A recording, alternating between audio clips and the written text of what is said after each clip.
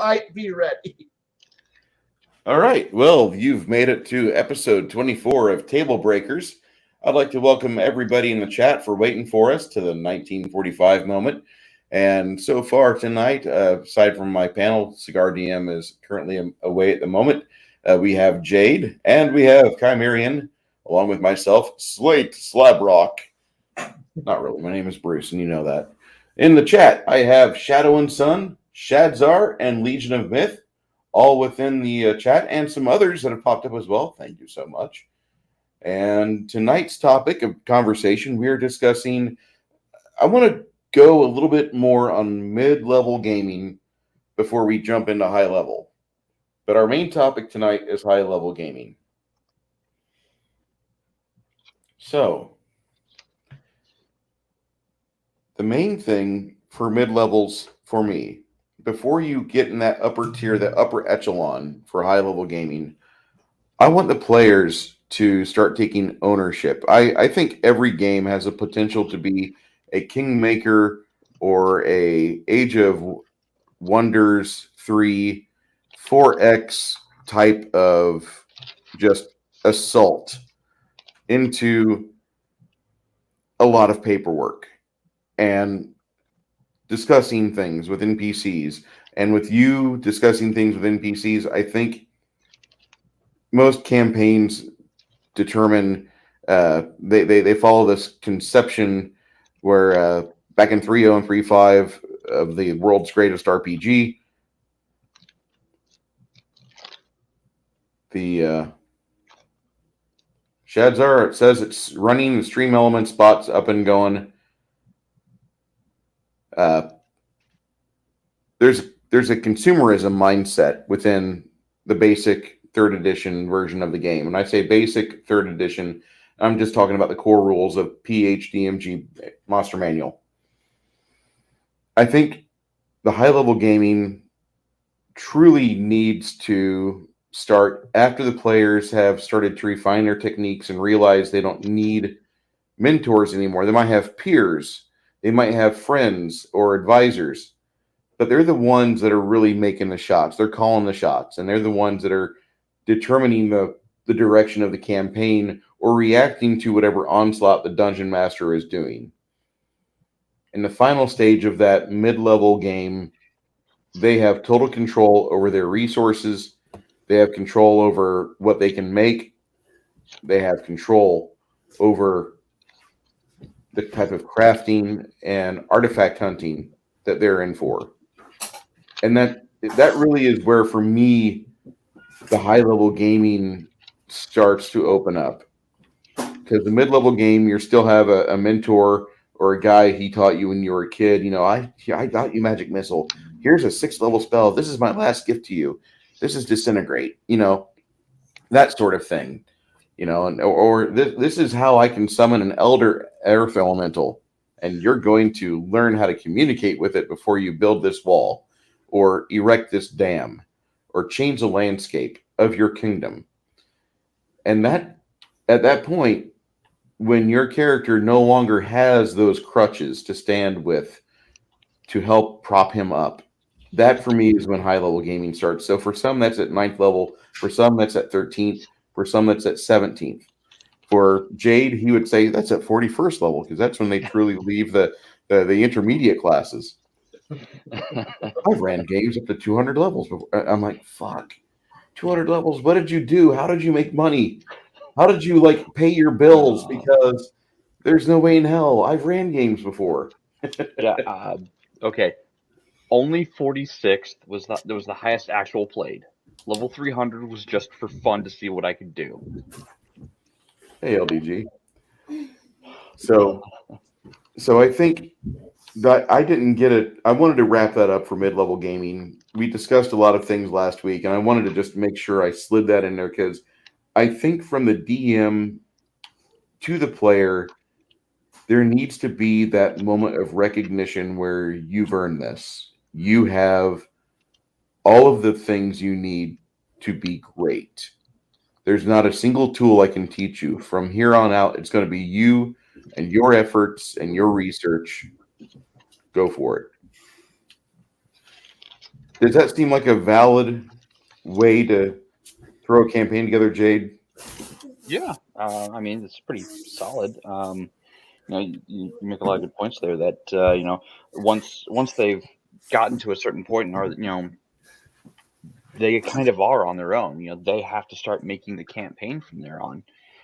Sure, the GM has to be the arbiter of the rules and arbiter of the world, but in a lot of ways, it's kind of the players who go, hey, let's go that direction. The GM goes, yeah, let's go that direction. Let's see what's over there. You can now go explore the world and not be afraid of running into that adult red dragon anymore, because that's what's out there. Fair enough. So yeah, that I think that does pretty much put a pin into mid-level games. What about the rest of you guys? What do you think? I'll be honest, for me, the moment the players decide to ignore whatever story I've thrown at them and go their own way, that's the point where I'm like, all right, training wheels are off. Good luck. Go. And at that point, it's like, oh, early level, do my first adventure. Intermediate, keep following that storyline, all those little hooks I've been throwing at you. And I guess you decide to play big boys now. You want to go off that way? Good luck. Now it's honestly, the point when the players go, we can be the deciders of our own fates. All right, go for it. Show me what you can do. And at that point, gloves come off. You just go. I'm gonna disagree with that statement right there. Training wheels, I think, are necessary for anyone who is brand new to the game. And that's what low level's for. Training wheels Exactly. come off as soon as the players start to feel confident and they go, I'm going to go out there and do something, on my own. I have my own goals, my own ambitions. And at that point, I'm like, all right, all right. And the reason I say I don't agree with that statement of training wheels, there should never be training wheels, is I've played the game with a lot of fresh players that have never touched the game before. So I put the training wheels on for levels 1 through 5-ish, put the kid gloves on and whatnot. But after a certain point, I'm like, okay, I'm going to stop pulling punches. I'm going to stop, holding your hand on what you should be doing. By that point, we're like 3 months into a game. And if you guys are still struggle busting your way through, then, maybe we need to stop this game and start a new one so you can go back through levels 1 through 5 to relearn or learn properly the things you might have missed. So I think training wheels is great for new players. For those of you who've been game mastering for the same group of players for 5, 10, 15, 30, 60 years, that's impossible, I know. But it's just an exaggeration. For those of you who've had a group last through all of the ages, congratulations. Like, holy crap, congratulations. Like, I don't know how you would have done it, because I moved away from my group, my initial group, so I can't game with my old buddies anymore. I just can't.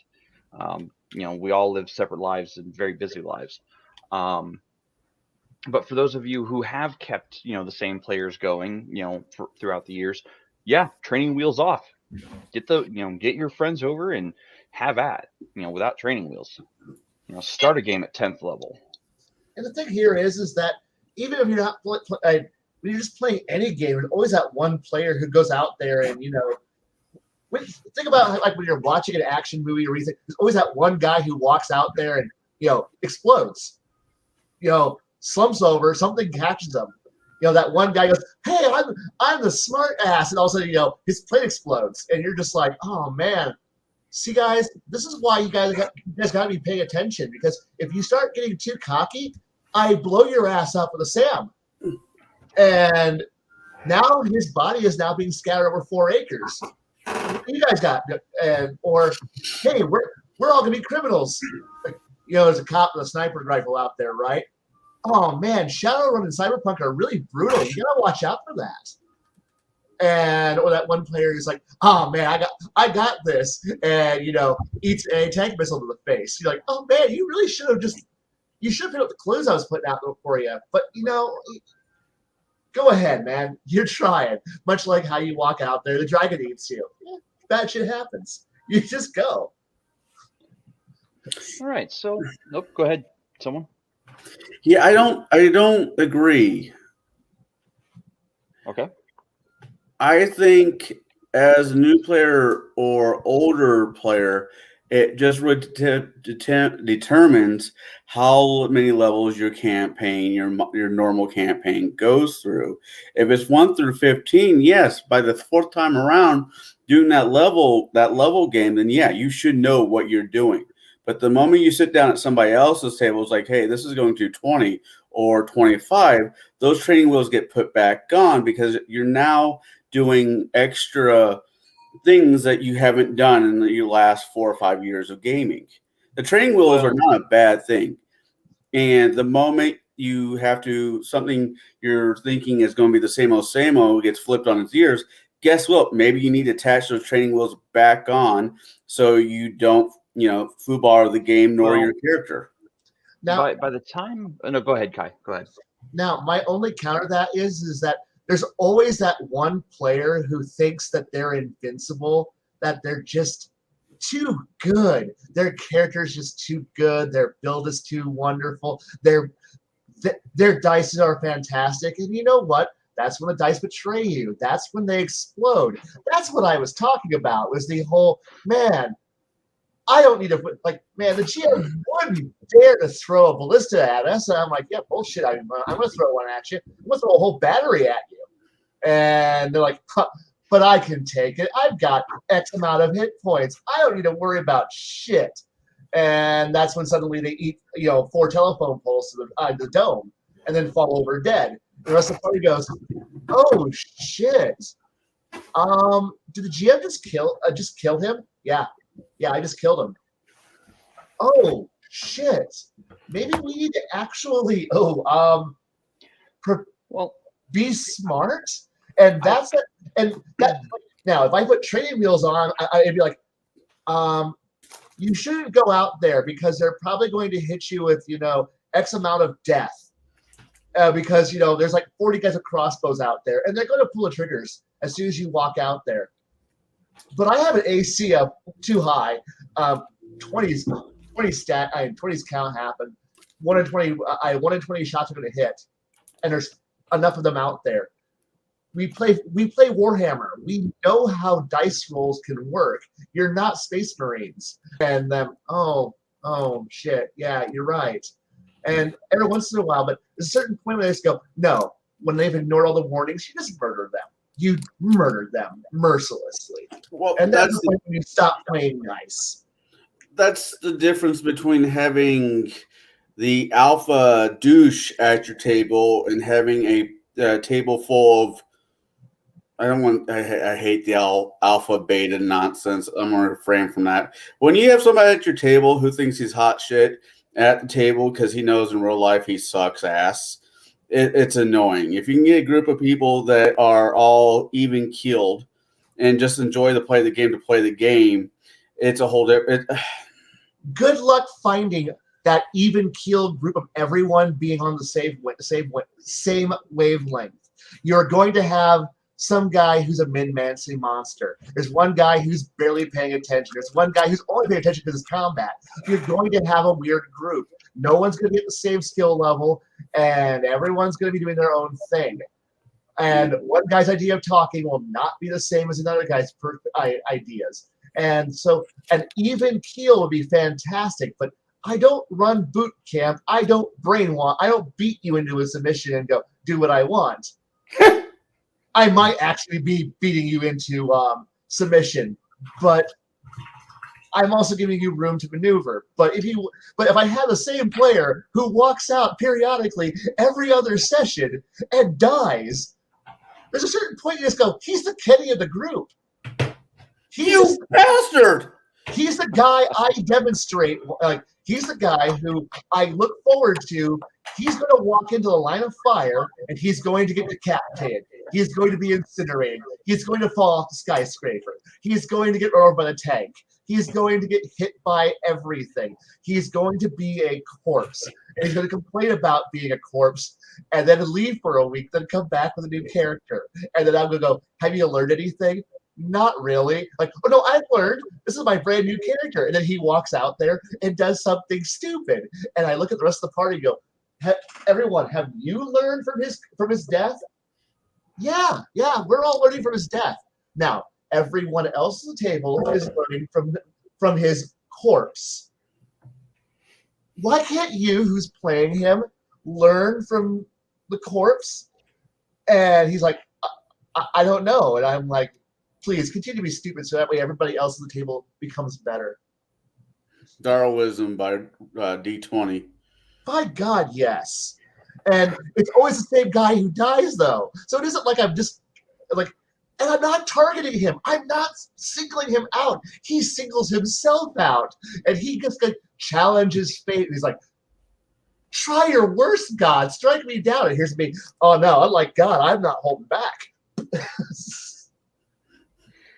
So I think I'd like to start the high levels like we did last week with mid levels. Where do we define the high levels?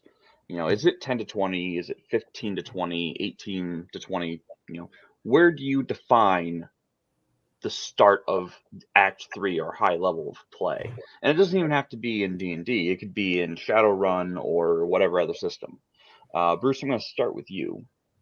Well, it all depends on really what game you're playing. Like I mentioned last night, Shadzer complained that me and Janet were kind of talking about a boring movie, Heat.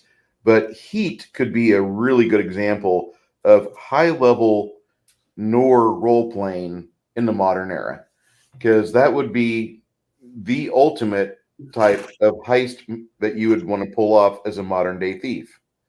We're ballsy enough. We're going to rob this bank in downtown LA in 1995.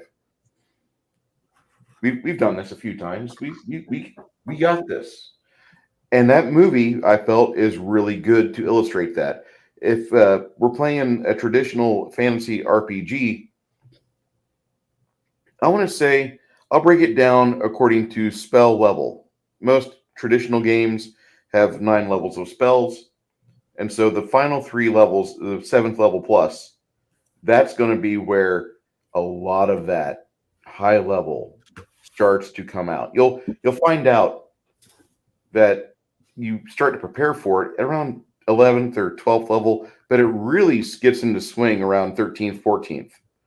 And that's when, in a lot of the older versions of the game, a lot of the monsters really started to not have any capacity challenge. It was just, let's hunt dragons, or let's find the Tarask. Oh, we're going to Planescape. And there goes Max off on a tear. And that would be about it. But there's plenty of things and challenges to do in those higher levels. Even in first, second edition, basic, you could have an entertaining game as long as your players would stay with you. But a lot of players wouldn't. They'd be like, I want to go back to 9th level. I want to go back to 7th. So for me, I would say around the point when you're learning spells that are like Gate, or of course Gate, Delayed Blast Fireball, where you're doing where you far eclipse the maximum allowed to die for a fireball. Okay, name level, it's not high level for me, Shadzar. That is high level in old basic, even though that was only in the expert set. But we could say it was in companion series when you were doing up to your build up to mastery in the Beckme. That would be considered high level for me. If you're playing Star Wars D6, Star Wars D6 is a wonderful game, but high level Star Wars D6, you have to buy those little Warhammer buckets of dice to throw at the table, and you roll a dodge. I rolled a 48, and somebody keeps rolling on their wild die. No, I think I hit you. Fuck. What'd you roll? Force point. Yeah, force point. Yeah, and you do that, but it's really just one of those things where the high level gaming for sci-fi games, the scope has broadened, and so you would be doing Return of the Jedi things, not A New Hope things. Even though at the end of A New Hope, Luke really showed he's a good fighter pilot.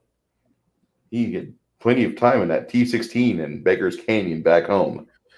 So you could do that in Star Wars, but you would be doing things to where you are at the pinnacle of your ability. Han Solo is leading people, kind of a new thing for him on the forest planet. Leia is kind of finding herself with Han a lot more, and she not only is doing these adventures, but she finds herself as a person being more and more attracted to Han, and she's probably wanting to see what his life would be like if he wasn't Han Solo but Han Taken. And then you have Luke, who is now a Jedi Knight. That would obviously mean that we are high level gaming for Star Wars. You're no longer an apprentice. You're no longer a Queoxic Jedi. You're a Jedi Knight. And For me, that would be high level sci-fi gaming. If you want to play Traveler, when you just look at your broker and you're like, roll some dice and make us money, and another 3.7 billion credits rolls into your account because you have Jeff Kopech playing a goddamn spreadsheet using asshole. And your Traveler I miss game, that guy. I love that guy, but he takes the concept of Traveler and he's like, this is how you really make money. He just sit behind a computer. Ta-da! And he does that. Cheers But to you, Wow. Jeff. Considering what he did for a living. High level gaming should be stuff that literally could shape counties or states, or it could shape the scope of the world that you're playing in. For me, that's high level gaming there, Jade. Awesome. All right. Cigar, what do you consider high level gaming? Trying to see What where the levels? echo is at. Really quick before I answer your question, Shazar, since you want to call me out for not saying what kind of cigar I'm smoking, I am smoking a Gurkha Legend, Havana Legend. That is what I'm smoking tonight. Smells good so far. Anyways, I think high. So you just got over the lump, and you're now 15th level. Okay. And you look at your DM, wondering if this is where you're going to pull the trigger, or if it is going to go a little bit longer. Because most games die out roughly about 15th level, at least, especially for 3.5.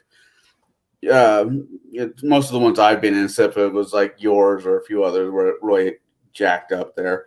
Anyways, so 15th level. So for the first 15 levels, you're trying to make up this character that works. We get first the low game, middle game. Now the gates open, and a world of fantasy is about ready to be open to you, and you're at 15th level. Well, shit. I wasn't planning on leveling this far. Now what? Then you look at the DMs, like, so how far are you planning on running? I'll probably cap you guys at 20. 20? I've never done 20 before. Well, try to figure out if you want multi-class, if you want to play Lego D&D, or if you want to stay, get that magical capstones that some editions give if you do a one class all the way through. So you do it, and for whatever the main antagonist at the end of the story, maybe it's antagonist from the beginning of the game that now is the big bad at the end of your game. And you go through it. For whatever the main antagonist.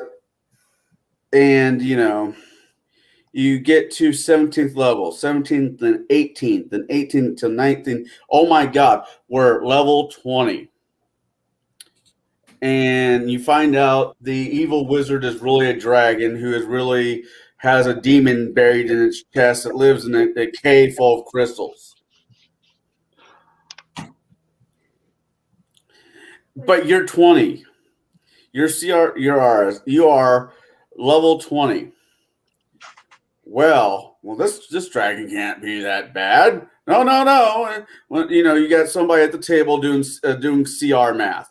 Well, let's see. There's 5 of us, so 2 CRs make 1 CR, and there's 6 of us, so he should be like CR 3. Really, he's CR 25, and you guys are just swinging outside your weight class, but you don't know it yet. You get your hot shot. I'm a paladin of some righteous asshole who likes to blow rainbows out of my ass. Yay! He takes the swing. The dragon looks at him and says, huh, if it wasn't for all that metal, I think you'd be kind of tasty. Splat. Paladin's down. The party's freaking out. He was our righteousness. He was the one who saved the day. He was Superman in metal. Oh, my God. So he's dead. The rogue is looking at the rest of the party. He's like, I don't know about the rest of you, but I can get out. The cleric's praying to God, his God. God, save us from this evil dragon that has some issue with paladins. And his God speaks to him. DM looks at him. Your God says he's pretty sure he can get you out, but your friends are fucked. So we got that. The wizard is like, I'm not prepared for this. But you took hours and hours and hours this morning praying. Not praying, studying your spell book. I wasn't expecting to fight a dragon. But haven't you been following the clues? We're in a temple that has red fucking dragons everywhere. Sorry. Apologizing to my daughter because I'm getting loud. But he wasn't paying attention. So the ranger's like, well, my bow is mighty. And I want a lot of Lord of the Rings. Mainly the Hobbit. And we know how archers do with dragons, right? He shoots. He misses. Splat. Then, out of nowhere, you get the monk, who is diamond body and all the wonderful things that monk gets. He goes up there and says, your kung fu is good, but mine is better. And they fight. And this goes on for not 1 session, not 2 sessions, but 3 sessions. So that's almost a month of gaming right there. And finally, the dragon goes down, and the party rejoices. Oh my God, the paladin's dead, the ranger's dead, the rogue left us hours ago, and all of this. Really, he got hungry. He went down the block to get pizza. That's realistically epic gaming right there. 5 hours later, dude, I'm fucking hungry. I gotta go get fucking pizza. So, and the dragon falls, and the party rejoices, only to find out there's something behind the dragon, the demon. Then you pull the plug, say, thanks for gaming. We'll be starting a new campaign in a couple weeks. That's high-level epic gaming for me. Okay. It's really just the start of one of Kai's games. Not really. Actually, no, he's speaking of one of my games specifically. That's why I was laughing so hard. They kind of had to go against a red dragon that almost wiped the party. It was hilarious. I enjoyed it. Anyway, Kai, what do you think high gaming starts? If you ever get to see that, if you've ever heard the linear versus quadratic progression equations for how Dungeons and Dragons works, that point, that takeoff point where, oh wow, we're all having fun together as a group, and then here's the casters, oh, we're having mediocre fun, and now we're getting better, and now we're getting better, and meanwhile, all the non-magical people are going, well, we're just progressing, and all of a sudden, the hockey stick occurs, and then all of a sudden, boom, that point when the line crosses between everyone else and the casters, and it takes off on who actually has the most fun, who's only job is to stab shit better, and who's getting to open dimensional gates and transport themselves to other realities or make their own realities. Who gets to decide? Who gets to be Tom Servo and Crow T Robot getting to say, my power is to decide who gets to live and die. I died. now I get to this. Now I get to decide if you get to come back or not.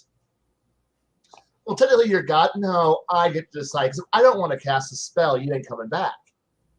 Oh, or man, I'm so happy I get to swing my sword a couple more times. Yawn. Oh, excuse me. I'm going to flood the entire coastline and sink the city. Wait, you can do that? Yes. Yes, I can. Meanwhile, the rogue, I'm going to be a better thief. I can hide in plain sight. A blade of grass will be enough to be able to keep me safe. And then somebody else goes, I'm going to summon a rock that's going to crush the entire city and light everybody on fire. What do you got? That's the point when high-level play starts, is when the spellcasters become retardedly more better than everybody else. And the game becomes, we all get to stand on the background and go, so what's the casters doing? And so it's no longer, I cast my magic missile and then I take a nap. It's when, excuse me, I'm going to go out to my private sanctum in another dimension and do my spell research, then come back. Don't worry, I'd hyper moved that timeline in that realm, so that way 5 minutes for you is my 8 hours of downtime. So I'm gonna take my nap in my hyper sanctum, and I'll come back and make your life miserable for all of you poor peasants. Meanwhile, everybody else. So what are you doing? I'm sharpening a sword. I'm gonna go pick a pocket. Good for you. So what are you doing? I'm opening a gateway to go talk to God because I'm tired of his bullshit. Ugh. Okay, God, what the fuck? God, whoa! You can't be here. No, I can. I opened a gateway that allows me to come up here and talk to you. What? Okay, I banish you back. Tomorrow I'm coming back. Fuck you. And then the wizard just goes, you know what? I look at my spell power, and I'm just going to go visit the other realms now. I'll find a solution. I'll see you all later. That's the point when it's high level. It's when magic becomes goes from cool Batman utility pocket knife to reality is my toy, and the universe is just whatever I deem it to be today. Okay. There's a Sean Connery-esque or a Patrick Stewart impersonation I could pull off right here. While you are discussing things or getting your nap, I'm going to check out Cerebro. For you high-level supers out there. I think that would make a definite high-level game, and a lot of people kind of shy away from that. And I really don't want you guys to. You guys in our audience, I consider you guys our peers. Okay, I really want you people to be able to broaden and to use what experience we have or what we discuss here, even if it's just theory crafting. I want you guys to at least have these as options for your table, because that's why we have this entire creative session going on. And we want you guys to be able to do some of the things that we've done at the many hours of tables that we've had. Maybe some of you are more jaded and have more experience behind the screen, or you've played a fighter for six full years. But I really think the things that we discuss here, you should be able to take this and help your own tables.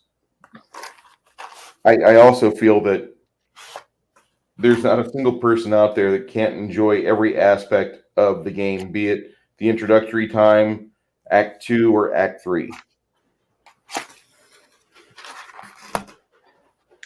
Speaking of Act 3, at some point in every game, there's a turning point where the consequences of actions come due, or the consequences of inaction comes due. These points can be subtle. They may present themselves as daunting challenges, or as eye-opening, mind-blowing devastations that reshape the very land. And bring low deific powers.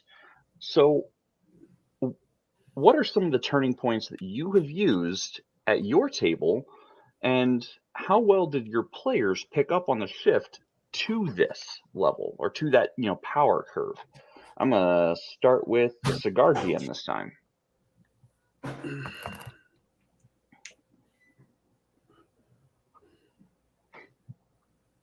Cell phone is What?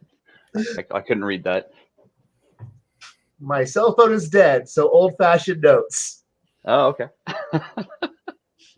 Wait, one more. The question one more time. There's something in there I missed. So my question is this: what kind of turning points have you used during a game, and how well did your players pick up on this turning point? To say, oh, hey, we're not in Kansas anymore, and shit just got real. The turning point is, consequences are coming due. Whatever Right. they've done, whoever they've pissed off is coming to get them. Or, they pissed off some god, and now that entity is sending every minion they have against the party. What turning points have you used, and how well did your players react to it? Normally not well. If you sleep with the, I mainly, I talk about this a lot. I mainly run Rise of Rune Lord for the parties I'm in because that was a campaign that did well in Paizo's early days. I just changed out the engine and I put the new shiny 5e engine into that body, and I've been driving it. Well, they've been driving it, and I've been, taking notes.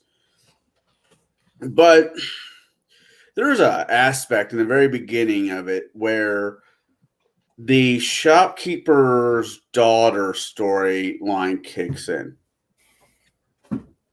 Where the shopkeeper's daughter goes into the tavern and tries to seduce one of the players.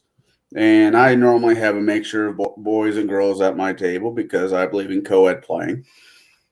And, you have a girl at your table? Really? Those days are over, people. Girls play video games too. It's okay. But you said you have a garage table, and I'm like, a garage table? Is that a table that fits back in the garage when you're done? Is that a garage that transforms into a table? No, you have a girl at your table. Okay, now I get it. I grew up my table, yeah. So I think all tables should be where they're comfortable, no matter what. And some gamers clearly are not fit for mixed sex tables. That's true. So I'm running my game, and all right, I look at the table, and I got 5 people at my table. I roll 1d5 drop. If I roll a 6, I'll just goes down to 5. I find the person, and I don't care if it's a boy or a girl, and her interest goes to that person. Now, then the father finds out, and the father's not happy. Father is very much not happy. So, and that is something I do. The father will start fucking with the players roughly about 9th to 10th level. Bruce, you know what I'm talking about, right? I believe so. All right. Then there's other aspects in the story where I will have people that the players have dealt with came back and fuck with the characters. It being Big Mama. Big Mama's mad that you killed all her kids and you left her alive.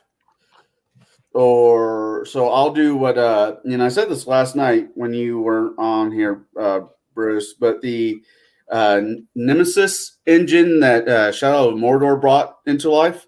Sure. I will do that. Okay, this is who you screwed over. This is who you left alive. Now you're going to pay for your mistakes. And for the most part, my party deals with it. Every once in a while, I'm like, really? That guy again? I'm like, hey, you didn't kill him last time. And it just helps keeping the storyline going. Keeps them interested in the story. And I got artifacts and a few other things I've added to the game that will have a later price they don't know about right now. Really don't add too much to Rise of the Rune Lords. Not your first group with that, because I think that's almost a finely tuned engine that if you add too much to it, you're gonna make it to where it gets out of sync. Well, No, I agree with you, and it is a really fine. But this is not my first time running it. And 4 out of 5 of the players I'm gaming with, are not new players.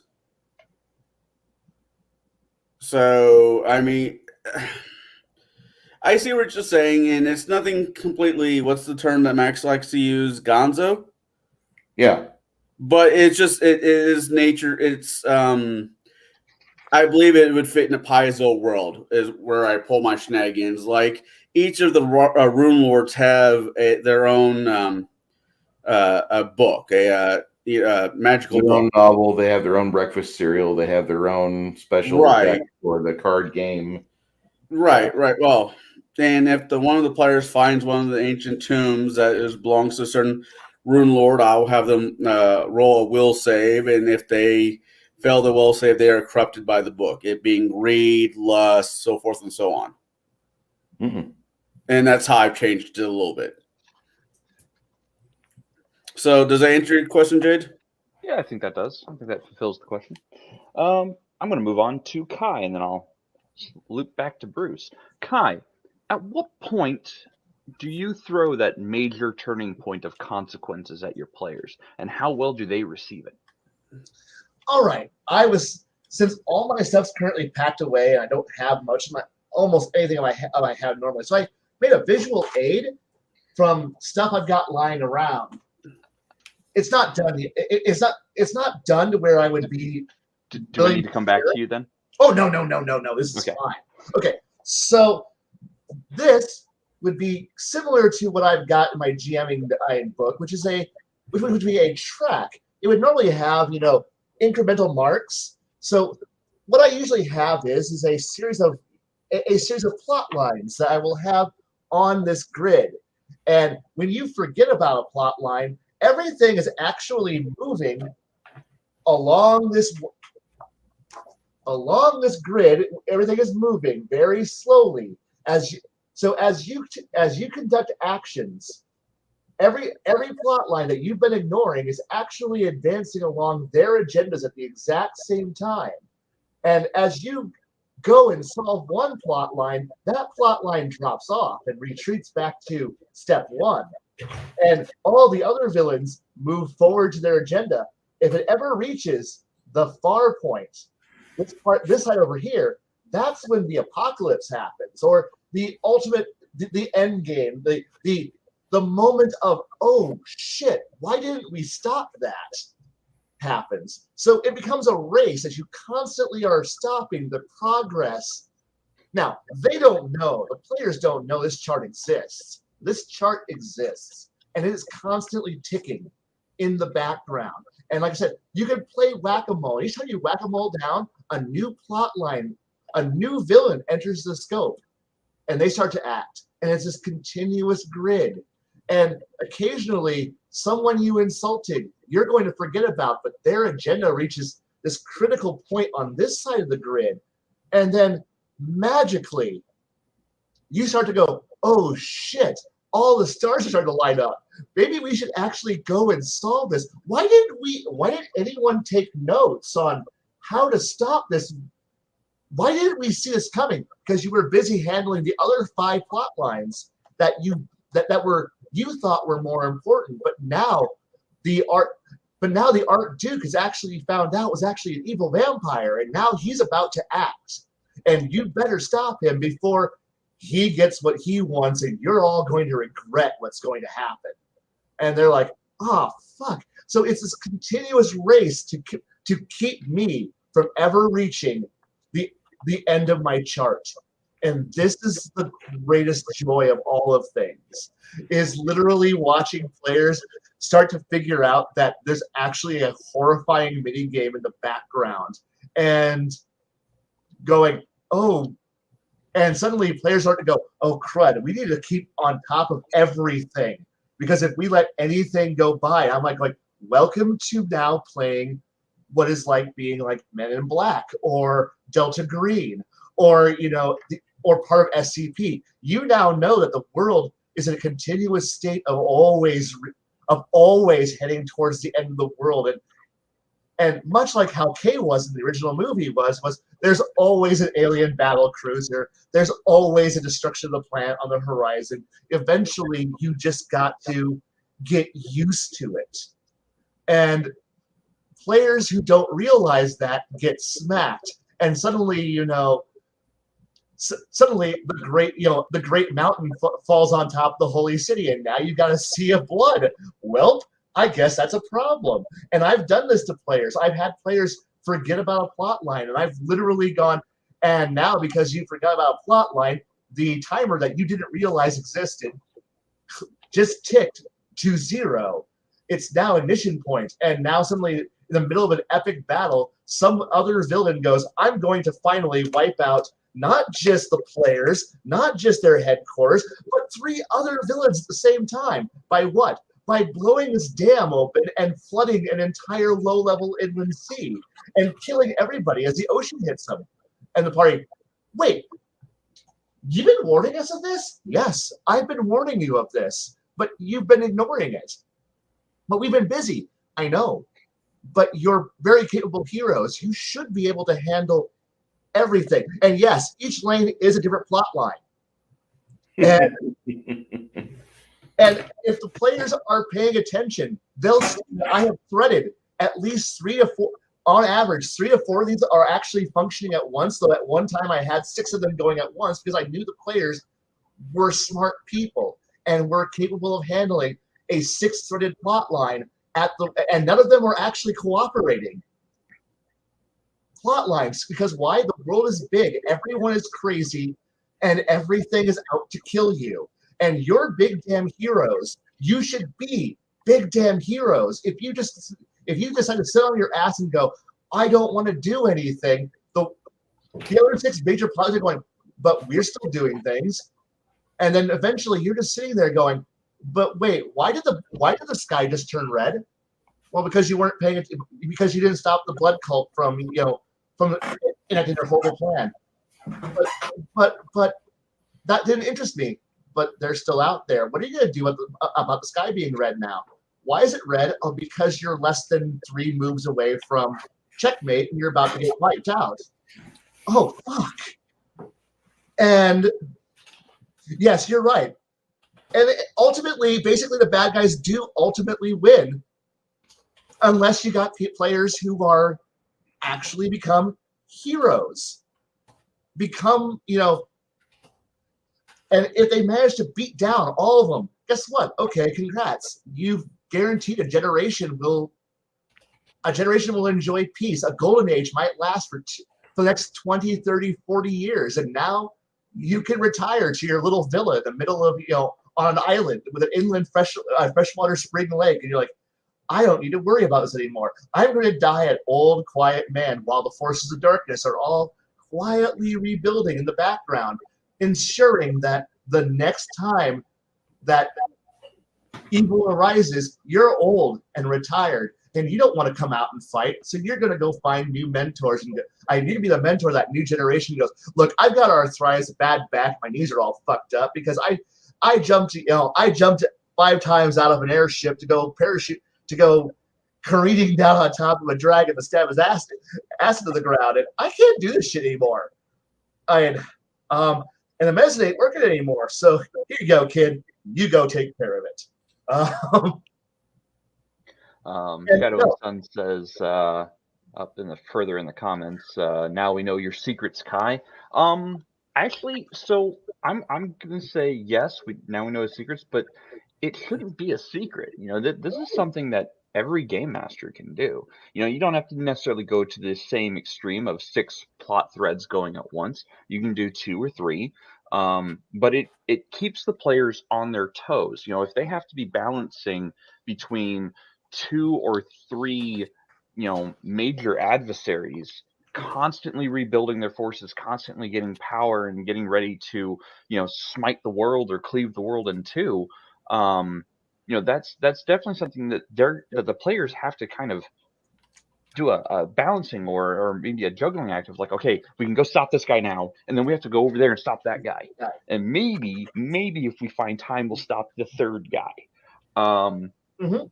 So I mean, I kind of respect that idea, because you actually see this happen in literature. There are some books out there where there are multiple adversaries throughout the Yeah. books, and the heroes of said books have to go and fight this guy this day. In the next book, they have to fight this other guy entirely, separate from that guy, and it just becomes a they're firefighters and they're having to stamp out fires with their hands because they don't have any other tools. Right.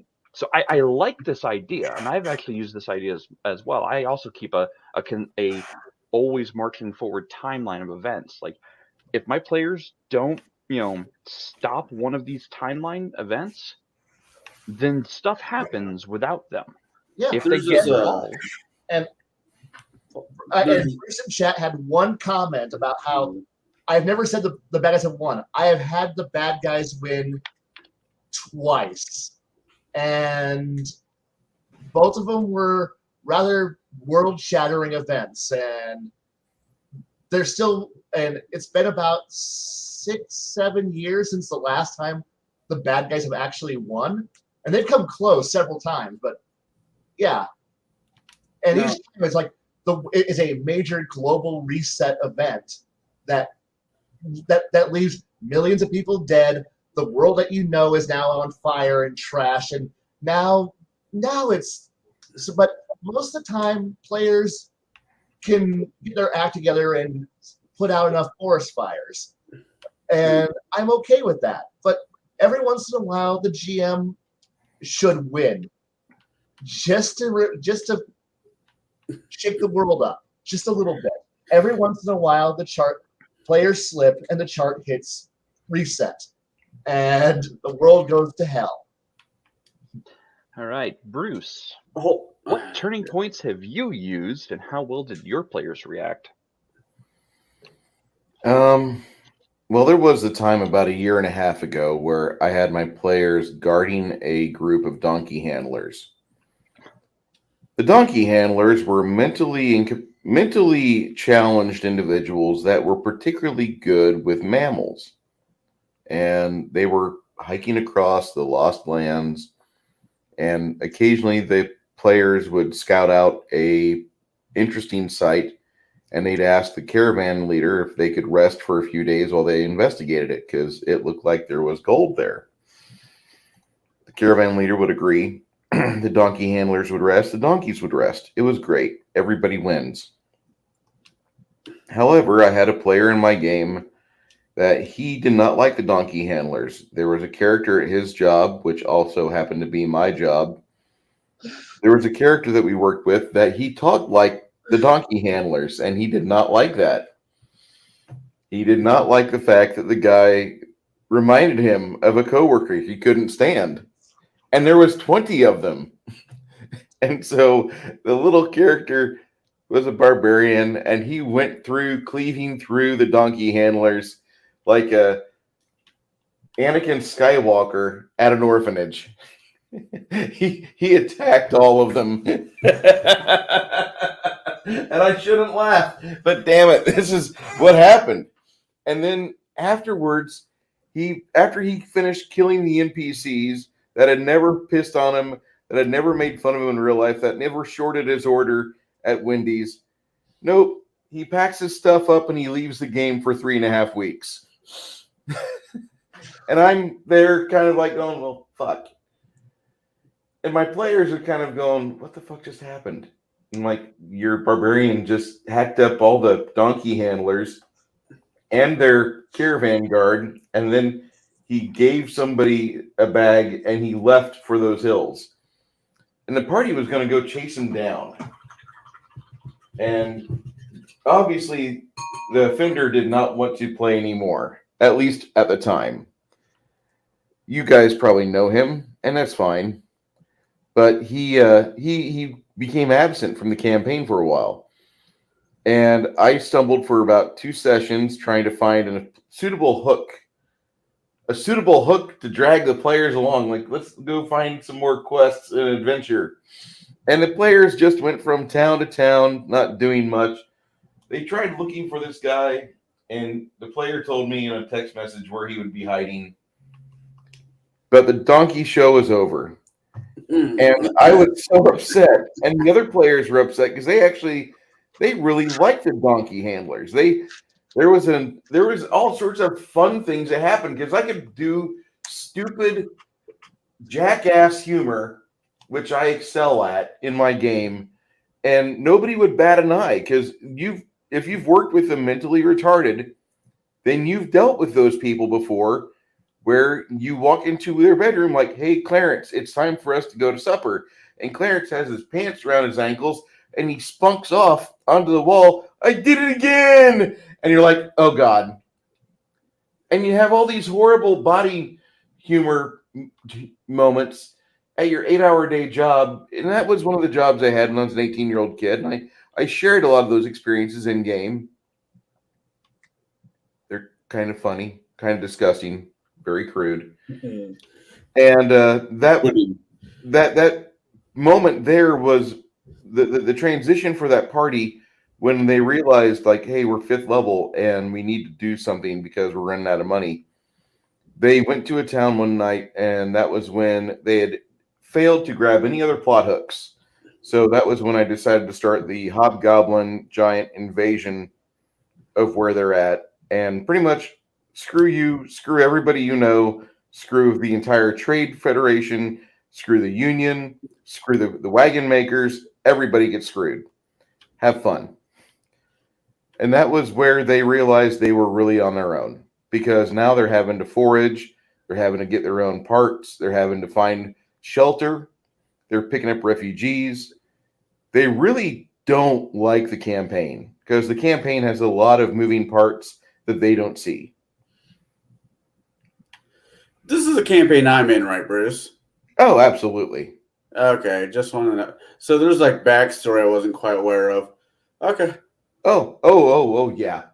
Yeah. Gee, remind me to send that guy a thank you letter with a great big heart wrapped in it. You would have loved the donkey handlers. Okay, just curious. And who was the lady that played the female sergeant in Wreck-It Ralph? She's been programmed with the most saddest backstory. She was the character that was leading around all the donkey handlers. Oh, she was the Calhoun. coach off Calhoun. Glee. Or the cheerleading coach off Glee. The character's name is Calhoun. Yes, Sergeant Calhoun. Mm-hmm. And the players liked her. The players actually liked her, and she got killed by a guy that says, "I'm tired of hearing his voice. Stop it."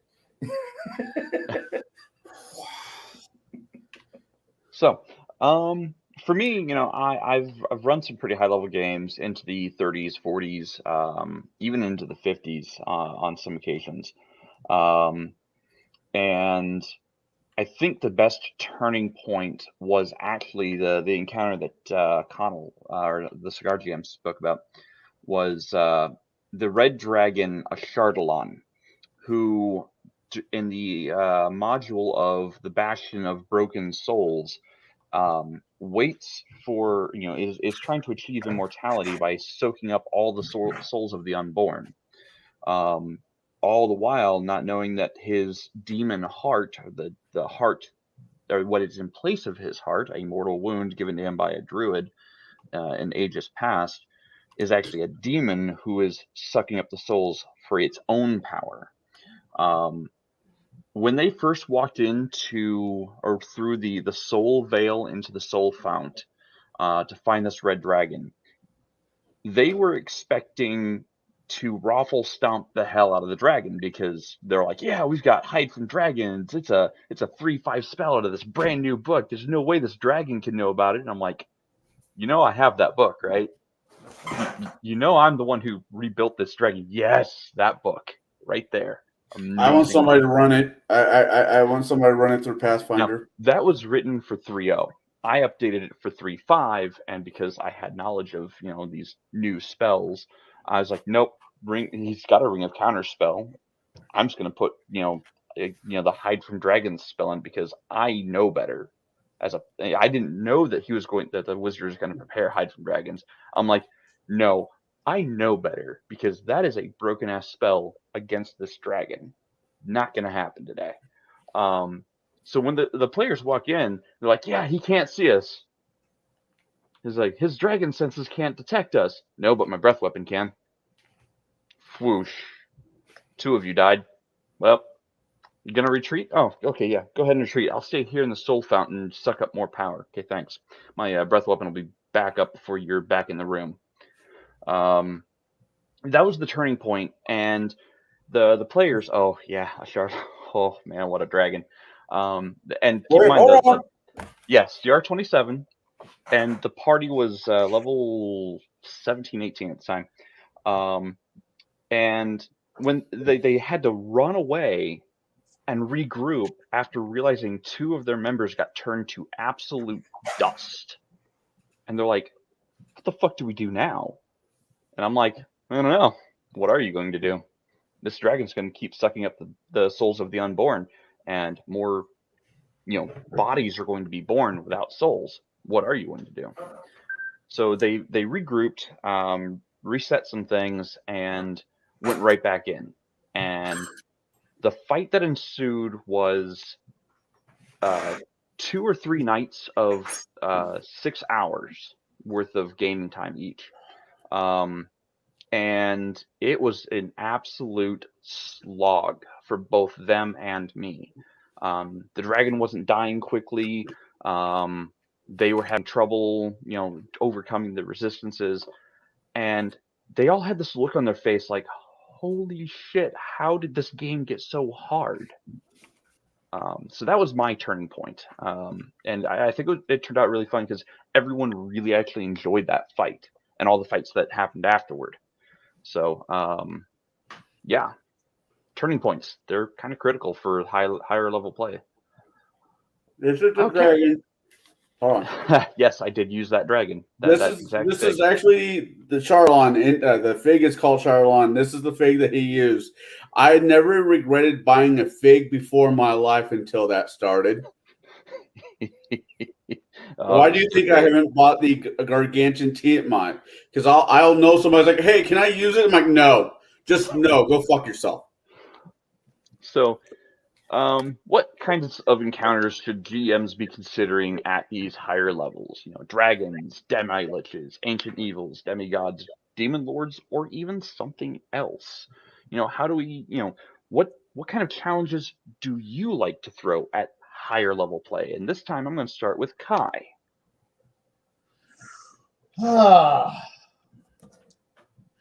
Man. My high level play has always been weird since I draw a lot of my inspiration for how I run from playing games like Seventh Seas or Legend of the Five Rings. So my high level encounters are going to be other people.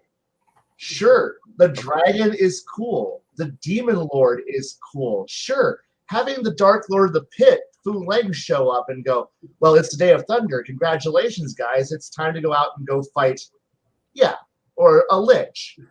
It's like, oh, hey, look, the Black Scrolls have been opened. You've unleashed a massive 12 horrible curses upon the world, or at least somebody's opened them all, and it's been all empowering. It's now time for the 13th scroll, which will allow the Dark Lord to return to the earth, and now you gotta deal with that. Or simply, it's always built up towards, I like my ultimate evils to be something that you can I don't want to say relate to, but you can understand. Yeah, I've done some Cthulhu-like horror, but you really, sure, I can throw a kaiju somewhere in the background and be like, oh, hey, look, it's a mountain that, what do you do? And it's like, fight a mountain. Oh, hey, look, it's the Tarask. congrats, it's a big scary monster. Extra dimensional beings. Like, sure, if my game has angled itself towards, a Delta Green style campaign where we are trying to, seal up several extra dimensional beings, that's fantastic. But ultimately, I kind of like the idea that every once in a while, that some horrible threat from a culture, you could understand it, you could work against it. And perhaps at some point you might I like the ultimate threats being, in a different world, we could have been friends type mentality. But guess what? We're on wrong sides. I guess it's going to have to be put someone down, because as much as I would love to go and, well, the ultimate fight's now going to be between the party all unifying in a giant galactic robot and punching God in the face, punching the anti-God in the face repeatedly until he goes down and dies. Well, cool. I mean, I too like Gurren Lagann, but and yes, I do aim for characters like Lex Luthor as the people I want as my villains. I like if I'm going to have a dark side character show up, I'm going to have it make it work. That's hard. That guy. Yeah, it's like, Right. or I'm going to have threats like the actual fallen titans and the Yozai from Exalted. I want that quality. I want the heads of clans. I want the Dark Lord of the Abyss to show up. But they have goals. They have agendas. It isn't just simply, it's Tiamat once again showing up. We've recycled her for the 14th setting. Right. And congratulations, you get to go fight the 5-headed dragon of, or guess what? We've recycled the Lord of Ravenloft. Congratulations. And hey, look, it's the avatar of Big Bad Evil God from Forgotten Realms. He's made his 24th bid to destroy the planet again. No. I would rather have some emotionally broken, battered, horrifyingly twisted individual who's had life beat the shit out of them, but they decided to not, put a bullet in their brain and paint the ceiling, and decide to instead channel all of their hatred and anger to, forge a sword and decide to go out there and just start murdering everyone who ever harmed that individual. And, well, guess what? Some of the people who are in the way happen to be people who the party likes and the party tries to get involved with. And now they've got to, prevent a Holocaust or a genocide from happening, because the only thing between them and that is, you guys, because innocence. But there's 5 people who are actually evil. Do you make the decision of handing over the people who are actually evil and then wiping your hands clean? Can you really sleep with yourself at night knowing that you did that? I can. I now know what kind of person you are, and I'm not lending you money. And damn it, I was going to ask for $5. No. I'm good for it. No. What about you, Bruce? What kind of encounters do you throw for high levels of play? I'll just share something real quick. Whenever I think of mid to high level threats, I want something that players will remember. And this guy here that I'm about to show, some of you are going to be like, "Oh, fuck you!" But others are going to be like, "Yes, yes, yes." Oh, God. It's not a fuck you, but I need a dragon control rod! Damn it, Damodar! He chews the scenery so well. Oh. So much. Oh my God. The type of things I would want to do. Last game, Yeah, Baron G-Rock was there, and I had to slide to kill everybody in Dolus. Oh, Sorry, God. guys. We had that campaign. There was a lot of moving parts there. The campaign I'm running right now has a lot of moving parts, and so like last time we discussed how the tactical combat in the game is really the easiest. No, Travis, that was not Lord Farquaad. That is Propion, the wizard. My favorite Jeremy Irons character of all time. The attack combat, the grid work, the inches and how many feet, fireball, blah, blah, blah. That's the easiest part of the game. It really for is. me. Because that there, I know what I'm going to do. The victory points or the characters die.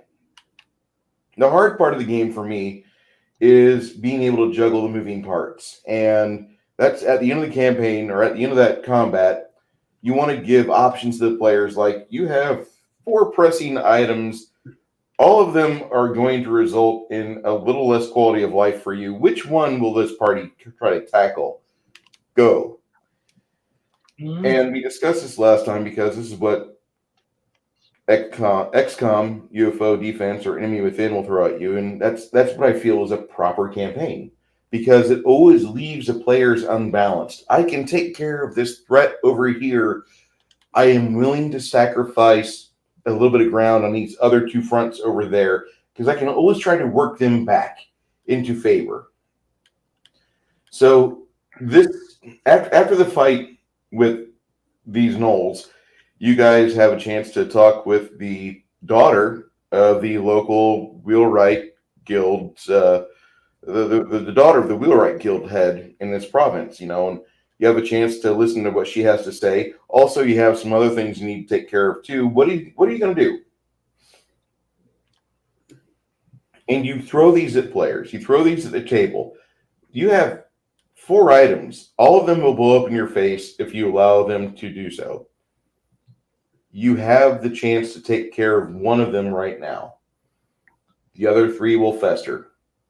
Good luck.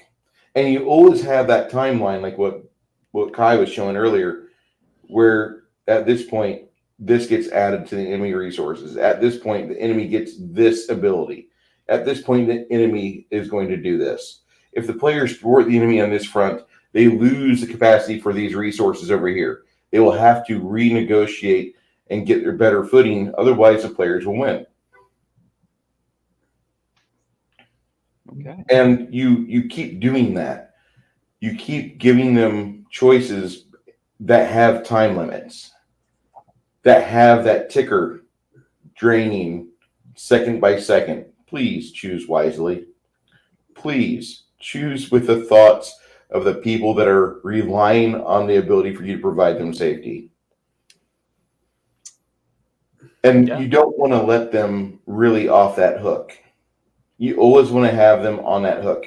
If you don't want to do that, if you don't want to have XCOM UFO Defense the campaign, you can do a basic ass event-based campaign that will still make your players hate your life.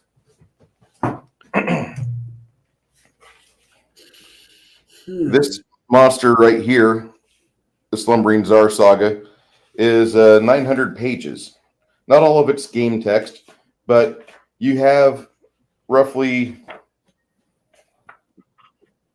680 pages of campaign going from 7th to 20th level in Pathfinder.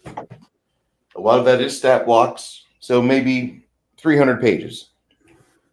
300 very well written pages to where you can keep throwing bigger and bigger and bigger things at the party. And you give them hooks if they get lost. They can go back to the hooks. Where does this lead? Draw them a map. When you're drawing, I'm going to Shatner this. Draw them a map. And on that map, say, I know. Over here, there's something impressive. And over here, there's something that's good. But over here, it's death. You should go there first. And you let them kind of explore at their own pace, but at the same time, let them know you don't exist in a vacuum. And you keep that pressure on them. You're Shadzar, you're trying to remember the one of the shards. You're thinking of the Return of the Rune Lords, not that one. The 7-pointed Sahedron star, where Magnamar is under assault, and that was the worst campaign that Paizo put together I've read. Which one is that? It's the one where there's a Rod of 7 Parts like adventure. Okay. And you go through that, and it's a bunch of very bland dungeons stocked with very bland bad guys. It's one of those games where every room in the dungeon has a bad guy in it. And it's miserably constructed. It's poorly executed. You have to do a total rewrite. I thought that was Hero Quest, the board game, where every room has a bad guy. Sorry, my bad. It's okay. It's okay. Sorry, I shouldn't do Shatner either. I should not do impression. Although Boston Legal, yeah. No, I got it. So the encounters I like to throw at higher levels, they do include the NPC builds that are equivalent to the PC builds. I really enjoy one really nasty magic item called a Mirror of Opposition. And the party doesn't know they've walked past a Mirror of Opposition until it's too late, and they don't know which one of their copies is the real one. That's a really great one to throw, especially if you've taken up the character sheets beforehand and you've made notes. You know which of the party members should attack which of the other party members to almost make it a TPK or make it a TPK. Nightmares of that bullshit. Yeah. Yes, go into this hall of mirrors in the darkness and let's see what happens. So I do like throwing my demi gods or even my demi liches at parties at high level. But it really depends on what level they're at. Like, can they face down an ancient dragon? Probably. How much do I have to, shackle or hinder that dragon though to, not wipe out the party in one go? So I have thrown those kind of challenges, but I also throw other kinds of challenges, not just fighting encounters. And it's really a situation of how do we continue to challenge the party at these high levels. And I don't necessarily mean just by the numbers or mechanics. Like, how do we challenge their perceptions of the game world, or their perceptions of morality, or even are they really the good guys? Do we use those elements at these levels? I do. I'm going to start with Bruce this time, and we're going to go. I didn't get to answer the last question. You didn't? Yeah, no, you went from Kai to Bruce to you. My bad. You know what? You get to answer the question of what encounters do you consider at high levels? And then we'll get into the next question. My bad. Well, you kind of stole my thunder there for a half second when you said the ring, the mirrors of the mirrors. Mirror of opposition. Mirrors. The mirrors. I like stupid things that people overlook. Okay. You have to do a little bit custom building, which I think any DM that's worth their salt knows how to do a little custom creation. There's this great line. It's been said in several movies. I think the first time I heard it was Boondock Saints. For evil to win, all it takes is for good to do nothing. For the good man to stand aside. So yeah, something to that effect, yeah. Yeah.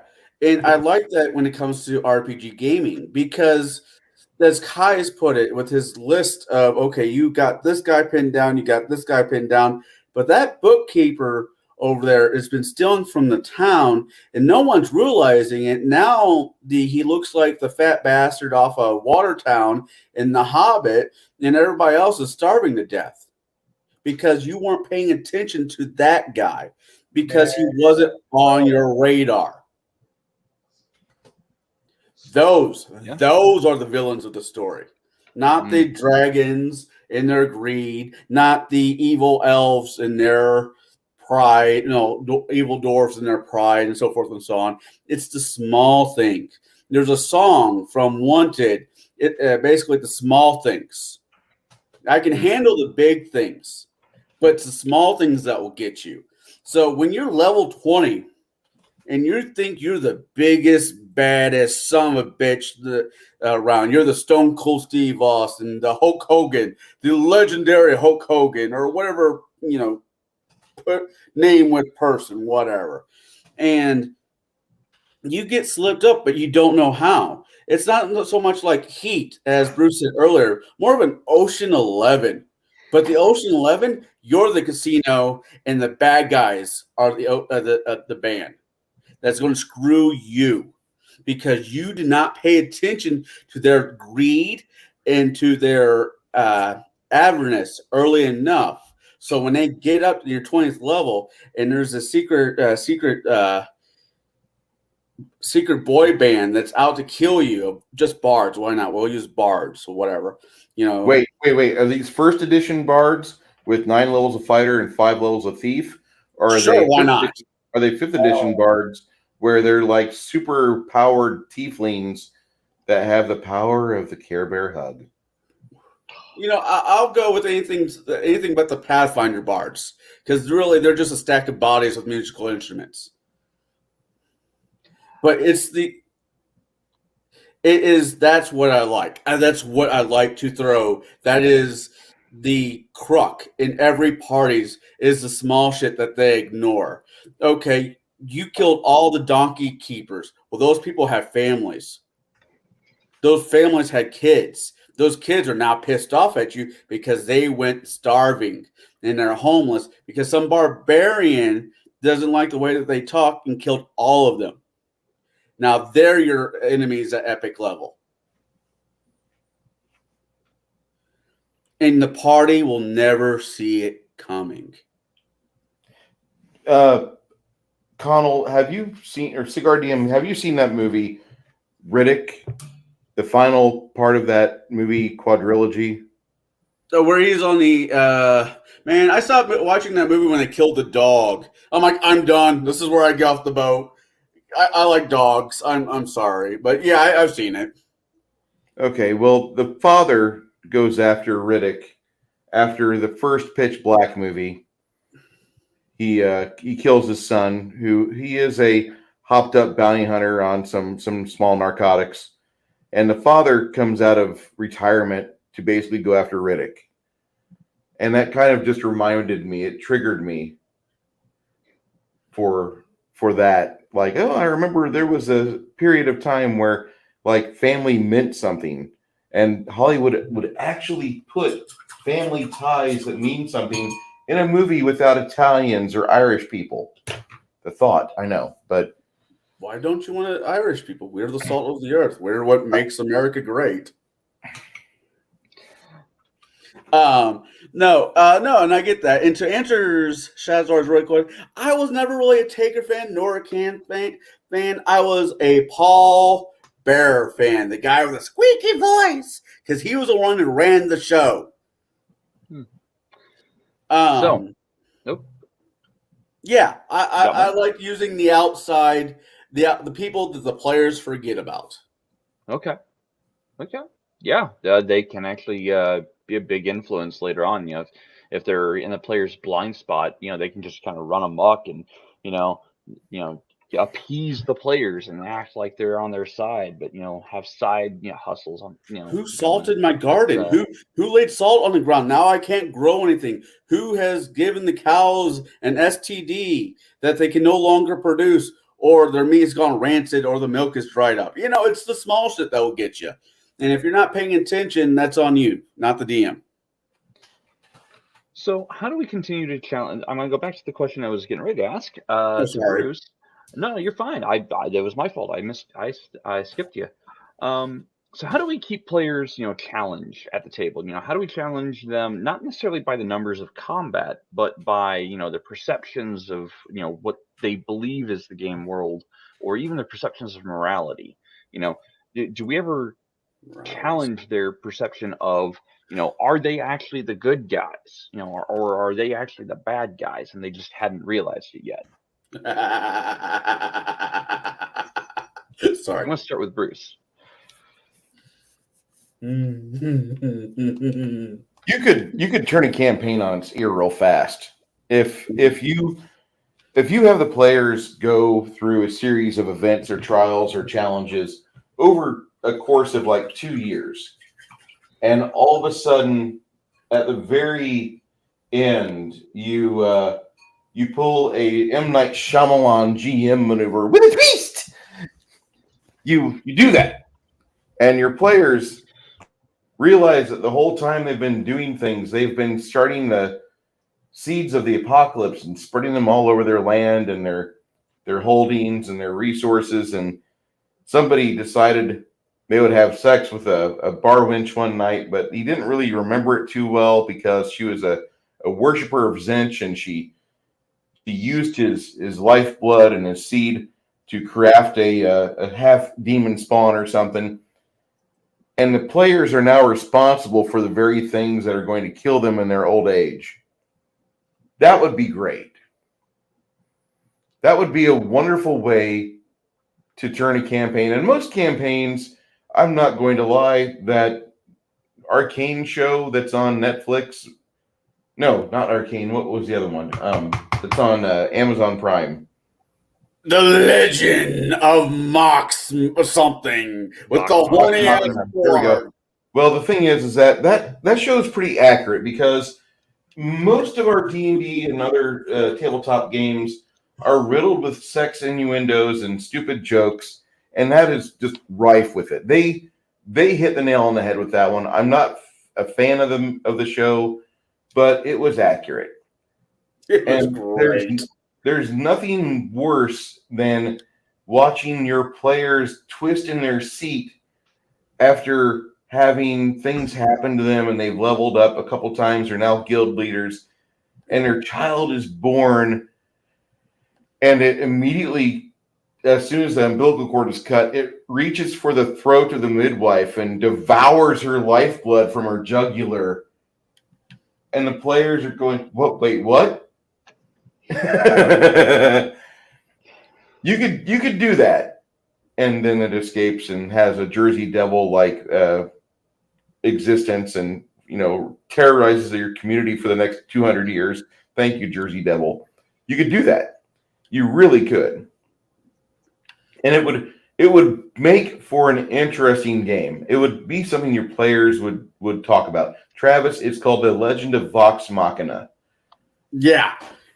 So it's not a bad show. It's just not you don't look for greatness, but enjoy what they did put together.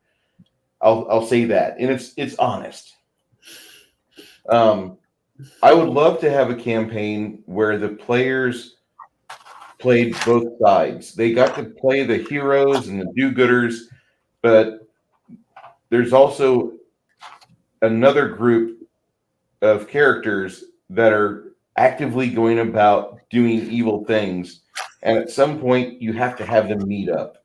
You have to have the good guys find the bad guys, and they have to have that Pacino De Niro moment on the airstrip where one of them will not walk away from that fight. I think that would be a great campaign to do as well. I've not done that. I'm not that talented of a dungeon master to where I've executed it properly. I've tried. Seen that one done. You have? Okay. Yeah, I've seen that one done. It's interesting. But I've not executed it myself. And I envy those guys that have, but you better have a lot of different ways to keep things in the air. What about you, Kai? How do you challenge your players' perceptions of the world or even morality in game at a high level? Or do you? Yes. We found a bunch of orcs. They're kids. You want to kill them? I have a GIF of that on my computer, but no, on my phone. But unfortunately, it's dead, so I can't bring that up right now. But no, that the great comment of the only good goblins dead goblins. So let's make some good goblins. So let's make some goblins good. But no, the morality I always have fun with is like I I just take notes of what the morality my players are going for, because they always go in with the idea of some very thin, very basic, because you really don't know. If I was to tell you a year and a half ago, oh, can you tell me all of your core beliefs? Sure, I have a 40-page question, 40 questions on a questionnaire that you could fill out, and that will help you along. You don't need to show me that document. I don't need to ever read it. That's for you. You can ignore it, and then I won't know. I don't care. And they fill it out, and you have an idea what you're going to be. Now, let's fast forward a year and a half, 2 years later. You're not going to be anything close to where you started. If you are, I feel sad, because you haven't gotten anything out of my actual game. You haven't you haven't developed your character. You don't have a personality. So, but I am watching, I am learning, I am seeing what triggers will get you to jump. I'll watch and I'll think about how I'm going to do this. And everyone takes an exaggeration, some goal, some amplification. Obviously we all enjoy, our movies, our comic books, our animes, our cartoons. Everybody's an exaggeration, and you're being a big damn hero. It's an exaggeration. So I will look at it from two ways. If I'm noticing that you've been playing a hypocrite the entire campaign, I'll push to test on how well you hold your virtues.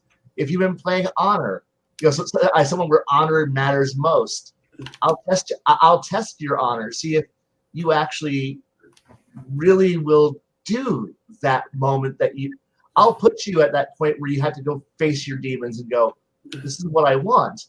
And I'll look at, I'll test everyone's exaggerations to go see at what point are you going to falter. And, so sometimes faltering is actually interesting, because that'll open a new door. And I'll have fun watching people just play. And so therefore, and I will tailor my encounters to fit what I think will be an interesting encounter that will be more than just roll initiative, get some loot, or this guy's got really good saving throws, and it's a dragon who shoots acid, and he's got some things that are better than yours, and he's got spell resistance. No, I want my conflict to take whatever it is that your most important virtue, and then I'm going to assault it. I want you to face what you've been playing and make you actually have to enjoy it. And honestly, I can enjoy this kind of game without being high level. Like, heck, I can run this, a high level at this point could be you're facing your ultimate, you're like, this is your ultimate temptation. Are you going to do it? Or will you just walk straight into, I'm too stupid. Like, I am too virtuous. I'm going to walk into the obvious trap. And I'm like, you could compromise. Like, no, I can't. I'll reward you for, you're playing an Honor 5 character. If anyone knows Legend of Five Rings, Honor 5 is the best you're ever going to be. And holding that's it's an accomplishment to get it. It's an even bigger accomplishment to keep it. So when I see a player who is upholding all the virtues and is now being amazing, I'm going to make you work for it because it's such an amazing thing to have. I want people to, but if one player is playing a downright horrible, scummy monster who's just out there to backstab everyone, I'm going to ruin, I'm not wanting to, I will ruin you, but I'm going to make you have to go, was this the right choice as the party is happily, getting ready to, kill you, capture your soul, and plant it into a gem, and then toss that gem into an extra-dimensional space and go, we'll never see him again. And because and sometimes I like setting it up to the ultimate conflict really is just the party purging the cancer from their own ranks. And that being everything's been going wrong because you guys never stop the one chaotic neutral character who's just been low randoming everything the whole game. And now the world sucks because you've never stopped that one guy. Well, what if we stop that one guy? The world might not suck so much for now. And the party finally started going, we're going to kill him, but he's really powerful. We can handle it. Go ahead. Kill him. And hopefully it's been working towards that point. And I really enjoy that moment where I don't need a character who's a 20th level, a 25th level, CR 25 demigod when it's ultimately, hey, this is that moment where you get to prove what you are. And that's what I want. Okay. You want them to have that moment where they can rise to the occasion. Yes, I want that hero moment. I want that point where they purposely walk into the worst situation possible. Not because of, I want loot or I want levels, but because they choose to go do something. And I want that. All right. So, Connell, CRGM, what about you? Do you ever challenge your players' perceptions of the world, morality, or even if they're the heroes?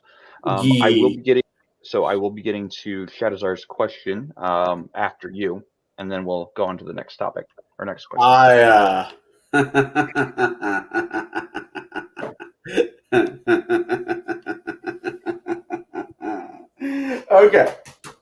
Okay. This seems like a build-up. All right. Yes, I like the paladin that likes to be the Michael Carpenter or the scenario where there's a comic book. 1 second, boo boo. There's a comic book that was pumped out in the 90s called The Last Joke, or the joke. It's a Batman comic where the Joker. What? Killing Joke. The Killing Joke, where the concept is, I know you're a good guy. I know you're a good guy there, Bats. But what happens when you have one bad day? Not, you forget something or you left the stove on. I mean that day. That day where your wife is killed. But because you're holier than thou ass will not kill the bad guy like he should have been killed 15, 20 episodes before, he kills you and we get, now what? Do you break your code of, I will not kill because my Lord refuses to let me kill? Or will you break? Will you crumble? Will you shatter in 1,001 pieces because the person that you love more than life itself was taken from you for your, what's the right word? Love you too, Maggie. Your unactions. Now, I love that. I love pushing players that way. I love it to death. We bring up Dresden a lot on this show. Dresden having to make a deal with the Winter Queen to save his daughter. He had to give up his freedom, more or less, to become the Winter Knight. It's these choices. It's not, how much damage can I throw down at the character physically? It's how much damage can I throw at the character emotionally, mentally? Where's their line? Where's the breaking point? And we're doing epic level. You need to be pushing that envelope every which way. Because I'm glad that you're playing a paladin that worships a good god. I'm glad that you're a wizard of high standing but every once in a while, that day will happen. And that I want to see that character. I want to see what that character does. And that's how I push my characters. I can't exactly do it with Rise of the Rune Lord. I mean, I can, but it doesn't really work that way. But for the homebrew cams, when I ran that Game of Thrones variation back in the day, Jade, and you were dealing with Walter and the two tower Walter in the bridge. I gave you guys choices. None of them were Yeah. great, No, they were all bad. They all sucked. but you There have was the no win. players have to make that choice. What do we do? Do we say this for the greater good? You know, there's been a lot of villains in real life history says, I am doing this for the greater good. I am doing this for the greater good of Germany. I am doing this for the greater good of Japan. I am doing this for the greater good of the white nation. These are all horrible people that use the greater good as their cross, their shiny symbol of this is what I stand by. And I want my players to run against these people and be pushed. Okay. That's my answer. Awesome. So I'm going to get to Kevin question. How do you know when it's right to go to high level play with a group of PCs or players? Or even further, how do you know when, as in speed of leveling? So for me, you know, I'll know if it's right to go to high level play based on my players' interaction. Um, so if we get into like levels 10 to 15 and the players are really engaged and really just want to keep going, and let's say we just finished a main villain arc, and the PCs are like, God, I really want more. Like what are we doing next week? What's the next big thing after something like that? Like we just killed this mad king, and freed all his people from tyranny. What do we do next? If that's what my players are asking at the table, which I want my players to be that engaged. I want my players to be, so into the game that they're like, yeah, I just want to keep playing this character. I want to keep going. Where do we go next? That's when I make the decision, okay, let's get into high play. Let's kick it up into the extreme high gears and, get it moving.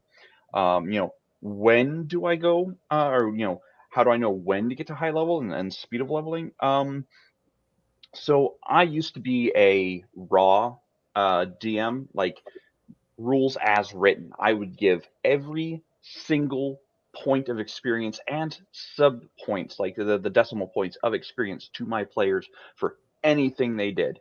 And I would actually calculate out like the CR of a non-combat encounter with my players. Like if they had to deal with this really greedy son of a bitch king, and they're like, that king has a levels, kind of. Not all of my NPCs have levels, only the ones that they actually have to interact with on a social encounter kind of level is where they have stats. And not necessarily, the full six stats. They have, levels kind of, so to say, but they have like feats or powers that drive them towards what they are or very thematic. So I give them experience when they overcome a challenge of any kind, be it role play, be it combat, be it they come up with a unique solution. Guess what? You pass you pass the encounter. You get the full experience reward for that. I always reward role play higher than combat typically, because I really enjoy the really creative solutions to things. So as far as when, how fast the levels go, it's really dependent upon you as the game master sitting down and go, I really want to get to 20th level in 2 years. It's doable.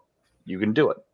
I've done it. The longest lasting game I was in lasted 5 years, and we got up to level 42 or 3 in that game.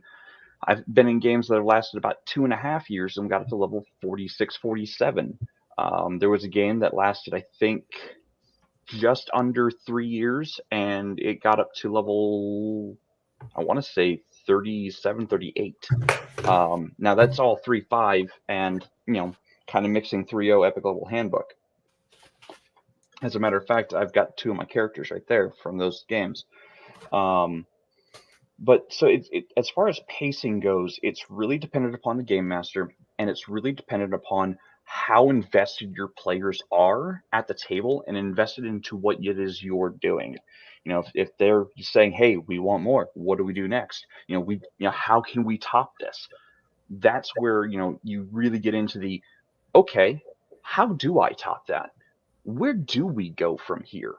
And as far as like whether it's, XP or milestone rewards, it's up to the game master to decide. I'm going to go experience points to level 10, but after level 10, I'm going to start milestone or story arc progression play, where you will level when I tell you to level based on the things you do and the things you interact with. A lot of people are going to hate that method. A lot of people might like that method. You have to make the decision as the game master. You are the arbiter of your world and your table. It's your choice whether or not you want to stick to raw, or if you want to, branch out and do something different.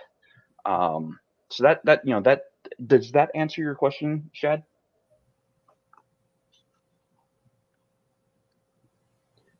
Let's see here. I'm prepping the next round of questionings for the panel here. Does anybody have anything to add to that, by the way? I do, because I use Okay. I had to write down my thoughts for a second, but I use Sure.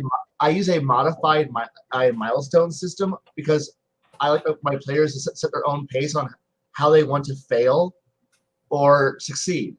So how I have it worked out, because I have on average between 5 to 7 people at the table on average. So what I have is a system of number of players times 2 is number of points you need to earn to level. If you advance if you solve a major plot line, 4 points. If you advance a plot in a meaningful direction, 2 points. If you advance a personal goal, one per player per session, a point. But it has to be a meaningful major goal of advancement. And at that point, it's no longer in my hands. Well, it is in my hands. I get I'm the final arbitrator on if you bother to earn a point or not. But if they choose to argue amongst themselves and not do anything useful, they don't earn anything. But it's like, so if you spend the entire session and everyone's just bitching and arguing, and I sit back and go, you didn't earn anything this session because you didn't do anything. And they all go, wait, what? You didn't do anything. Why should I give you anything?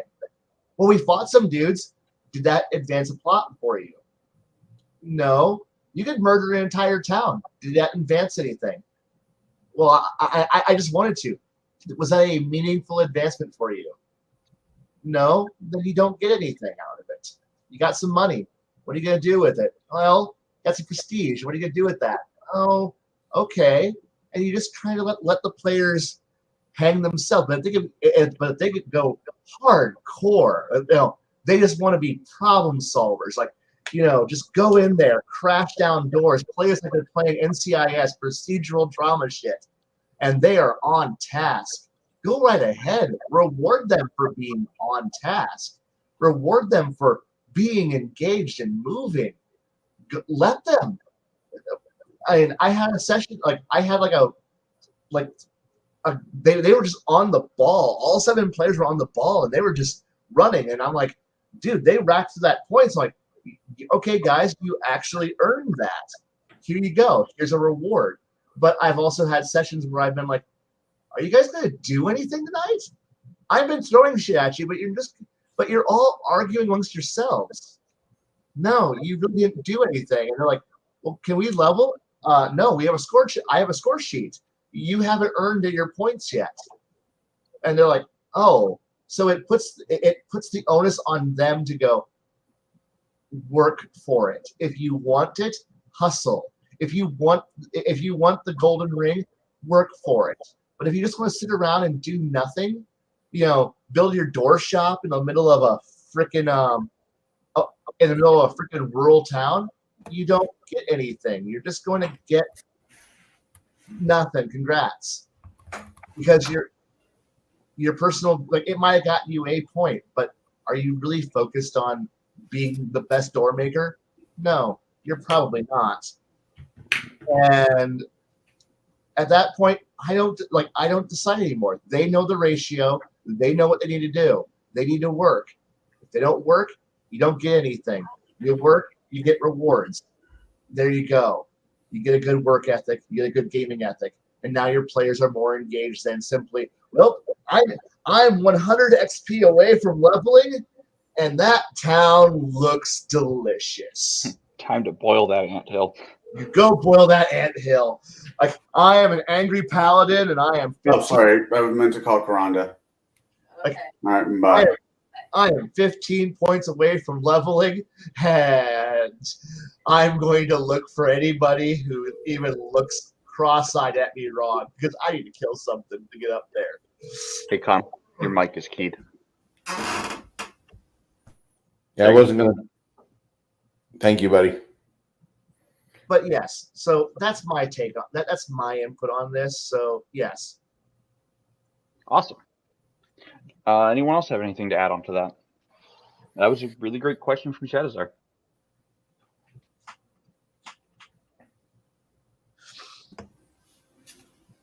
Okay.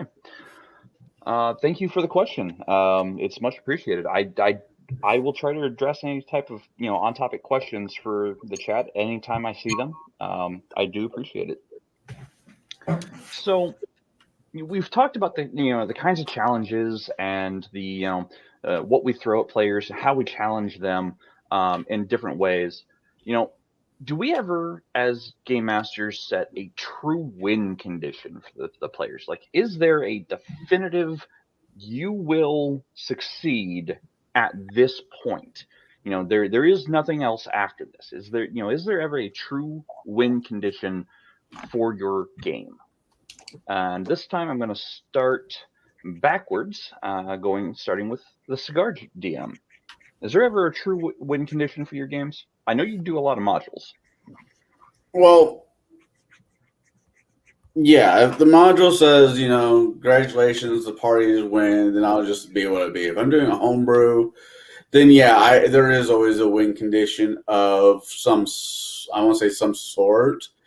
But for the most part, I'm not always counting on the players making it that far. By their own actions most of the time. So there's so many different. It's a weird question because there's so many tropes out there. You save the princess, you save the kingdom, you put down the dragon, you save the dragon, you share half of your heart with the dragon, but you have to do that in a Sean Connery voice. You want me to rephrase the question? No, I know what you're asking. I just don't know if I have the right answer. And that's fine. You may be young enough at game mastering that you may not have an answer for this, and that's fine. You may not have reached that point, and that's perfectly fine. My best answer is if it happens organically, then it'll be what it be. Okay. Other than that, no, I don't have any real answer other than when the party decides that they're done, that's when I start wrapping things up. We kind of breached that before. How long is too long running a campaign? Yep. Okay. Kai, do you have a definitive end point for your players? Now, I know you had your chart there with your timelines, and if they ever reach infinity, no, absolutely not. It's over when they say it's over. Oh, okay. That's a definitive end point, though. If the players decide, hey, we're done, we want something new, that's a great time to end the game as well. Kind of wrap everything up in a neat bow. That's an acceptable answer as well. When they are corpses, or when they go retire. I am going to go have a nice little. I am buying my personal little villa off on a mountainside, and screw it. Or, you know what? I have earned this cruise ship, and I'm going to ride my cruise ship the rest of my life, and I don't care anymore.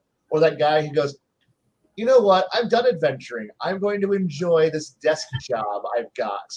I'm going to sit here and count money for the rest of my life. Or I'm going to tell other people to go murder shit because I'm too tired to do it, and I'm missing an arm. I've lost a leg. I've been regenerated I don't know how many times, but I have this pile of cash. I will pay you adventurers to go do it for me because I don't want to lose any more limbs. Go. And when your players go, retirement sounds wonderful. And you could be like, but don't you want to? No, I don't. Maybe in 30 years I might want to. Or the elf, I'll wait until this generation of humans is dead and I'll come back out of retirement. And then I'll torture the world a few more times. Then I'll fake my death again and then come back and do it again. But now there's a myth about me, and I'll play up on that myth. And when the players go, it's over because I will keep running for them until they stop. Okay. Awesome. And you're right. Dying of old age is not honorable, but some people do it. Yeah. What about you, Roos? Do you ever have a definitive endpoint for your games? I do. I prefer to have endpoints set up so the players have had opportunities to make progeny to where you are literally playing with their character's son or daughter or niece or grandson or what have you. In the case of an elven village, that campaign we're just going to swap over to Beckme so I could go to level 36 and then start at level 1 again. But I really do have games set up to where there are endpoints. There are points in the game where I have definitive victory goals, and you've got a small battle that you've won. I'm going to give you a couple extra 100 XP or whatever it might be that you are looking for, a small reward. The current campaign, if the players manage to successfully stop the invasion from both sides, I think they'll be okay because they've already figured out that the hobgoblins have been fueling their war effort by using druids to go across the salted plains and regenerate the ground.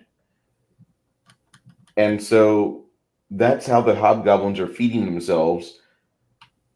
They've got cattle, they have land that they've stolen from the people that in the area. And the players know if they can take that back, they can at least feed the people they've been saving. So that's one thing they can look forward to. But there's a lot of moving parts with that module series, with that series of adventures I have planned. And I want the players to achieve at least 3/4 of them, if not all of them.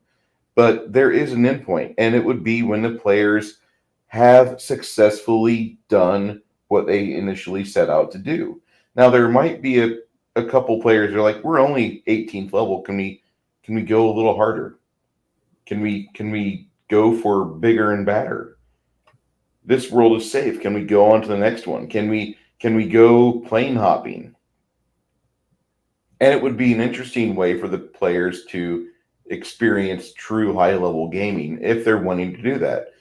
Most of my players are content with 1st through 5th level. Most. Most. Don't waste my time with that nonsense. Anyways. So I think I do typically also have a definitive endpoint. Like, I'll have a moment where I'm like, I just can't come up with anything else to challenge the party. That's my definitive endpoint, And yes, that might be a bit of a lazy answer, but, after 3 continuous years or sometimes, longer of play, the GM can get burnt out. Their reservoir of ideas have all been spent at that point. Some people might argue that, oh no, you can keep going. Well, sometimes it's hard because you might be recycling old ideas or things they've already done. So I do actually have a definitive endpoint. I just don't know what it looks like all the time. And neither do my players. Or my players might say, hey, we're done. We want to retire at this point. And that's perfectly fine. That's a good point to end the game. Now, if there's anything that they didn't get to, or any threads that were unresolved at the end, well, what do we do about those? Are all of those neatly tied up in the epilogue, or do they spiderweb into something else? I'm going to start at the top of the order here with the Cigar DM. If at the end of all things, if there's any unresolved threads, do you tie them neatly up at the end, or do you leave them open for the next game? That's when I have everybody roll new characters and the story continues. Because evil never sleeps. I could. If I can code DM with somebody, and I've been thinking about this a lot. Actually, I was thinking about talking to you about it. Not anywhere in the near future, because I know you're not hot and heavy, but you have a story that you want to run. You have a system that you want to run, and that's fine. I'm not even going to even ask you to learn 5e. This is back. We go back to P1 Pathfinder, but I run a campaign from 1 to 15. Then you do the next story, but it's in the same world. Then after you do it from what you're comfortable with, I tag back in, and it's it's different story, but in the same world, building and building and building and building. We talked about this before on this talk about generational games, and I've been thinking a lot about that because we did do a lot of talking about that. I think, and that's how I'd really like to, because nothing truly is wrapped up. You take out the bad guy, congratulations, you now have a power vacuum for the next person to slide in. Or you kill Skeletor, now Evil Lyn is in business. You kill the Emperor, now Darth Vader's in business. So forth and so on. Pick your literature or your movie of choice. And that's how I think the next level of gaming should be going that right. We shouldn't have to count on one guy to be the DM for all of our stories. There should be at least 1, 2, or maybe 3 people in the campaign that's willing to take the torch and keep the story going. So when it comes to the strings untied up, it gives the next DM in this world the opportunity to build on. You have a magnificent world I've played in multiple different different ones. Let's start with the Pathfinder. Then we bounce over to because you and Shadow were talking about this last night about the evolutionary of the world, not the players, but of the world. So you got these strings, but it's X amount of times ago, and you bring in Iron Kingdoms. Or you bring in the next evolution of the world. Eventually, maybe you get to Space Jam, not Space Jam, Jammers, Starjammer, or Dragon Star. Or you do Paizo's version of Star Trek. I don't know, but there should be a natural evolution to the world, and there's a lot of good meat still on the bone when you leave strings still loose at the end of the game. That's where my head's at for this answer. Awesome. Kai, what about you? At the end of all things, if there's anything unresolved, what do you do? Who?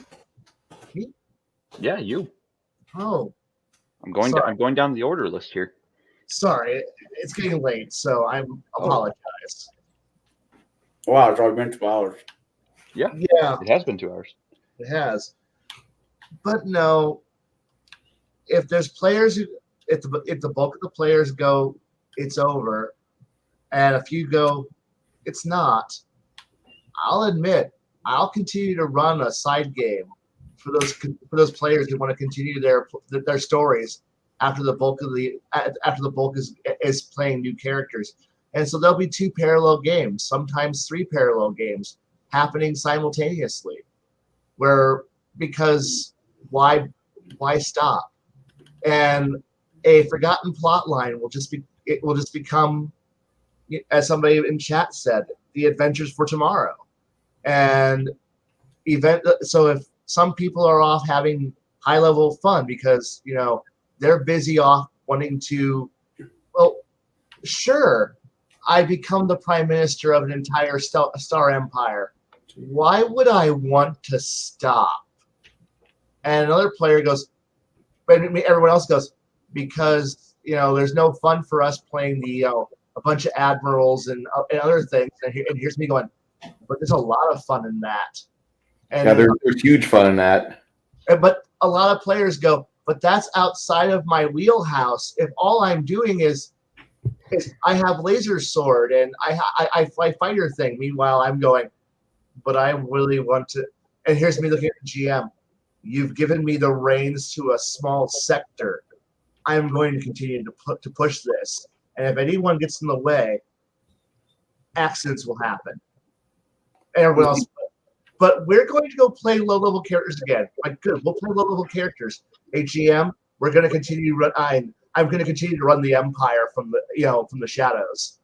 And everyone else, oh, we're playing Happy Adventurers. And then in the wake of the disaster, and all the heroes are now in the background going, if anyone gets in the way of my stellar imperium, I'm going to murder them. And now, like, well, how will you recognize low-level adventurers? You're right. I don't recognize them. So I'm going to be like busy running everything. And meanwhile, but the thing is, but I offer the same treasure to my players. So if this generation ends, but they're not done playing, but the bulk of them are, I'm like, don't retire. You're still in the background. You're still somebody. You're still busy because you still care about that. Well, there was that loose string about this extra-dimensional empire that's been of magical sorcerer, wizard, druids that are out there murdering weaker races because, they're afraid of something. But we never fought that empire, and we don't know what they're afraid of. I kind of care about that. You keep working on that in the shadows. I'm going to go back down to these guys who are figuring out why some professor of archaeology was murdered on the dock yesterday in the party. Yay, we're small adventurers again.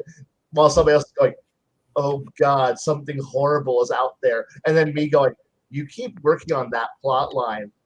While they're all sitting here going, wow, that archaeologist was carrying an artifact.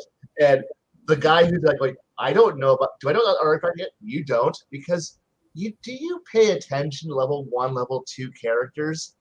No. I'm busy trying to save the world from extra-dimensional threats. You're right. So you won't know what these guys are doing yet. And then eventually down the road, I'm like, oh, congratulations, guys. You're now on somebody very powerful's radar. And that player gets a message, gets a DM out of nowhere going, bing, bing. And here's me laughing, going, answer your email, motherfucker. Answer it. And then when they answer their email, going, something just came up on your radar. Why? Some adventurers have that thing you're looking for. And them, I need that artifact. And suddenly it's like the players, we're all having a happy day out there, just wandering through the countryside, being adventurers, and all of a sudden, boom, give me the fucking artifact. Who are you? Somebody more powerful than you. Just hand it over. Trust me, it's way beyond your thing. And then watching players go, oh crap, how do we what level are they? Skulls. They are skulls. That's to you, they're skulls. Do you hand over the artifact? But we're kind of important and part of it. Can we be part of that? No, you'll be devoured by the threat. Just give it over. Or some guy from Miskatonic University shows up and goes, you're in trouble. Save yourself a lot of problems. And watching players suddenly start stabbing each other. Not even players that even know each other. It's even great watching a player who's gone off, is no longer around, being the one who comes in and goes, I'm going to murder them all for that artifact. I'm like, you can't murder them. They're the ones who are at table still. You can't murder people who are playing. I'm going to send my minions like goddamn Power Rangers or Skeletor at them until I get my artifact back. Good. keep doing that. So that's why this is why my games never really end, because there's always somebody, some player who all I gotta do is send a message, a DM, an instant message, a ping to them, and go, "Hey, that thing you care about, it's still out there, and do you still want it?" And that player who hasn't even thought about the game for like 6 months has gone, "Yeah, I want that." And meanwhile, here I am playing, a nice round of Borderlands with them, like, "Oh yeah, that guy you wanted that you hate, yeah, he's back on the radar. Fuck this. Pause the game. We're gonna go take care of that problem now." And I'm like, this is what I want from games. So yeah. Awesome. What about you, Bruce? At the end of all things, if there's anything left unresolved, what do you do? Well, here's something I was thinking about doing the other night while I was typing up my fix for Pathfinder by turning it into a D100 system. Oh, wow. Yeah, because fuck you and your I will always roll over 16. Fuck that. No. I want to hear some dice roll, and you're gonna be honest about shit. So anyway, no, the thing is I was thinking about this with Blaine saying it only affirmed my thoughts. At the end of the campaign, I would draw up a very well detailed hex map, and then I would lay out the markers and locations that the players had been used to for whenever I have symbols. They have a map legend. They know what things are.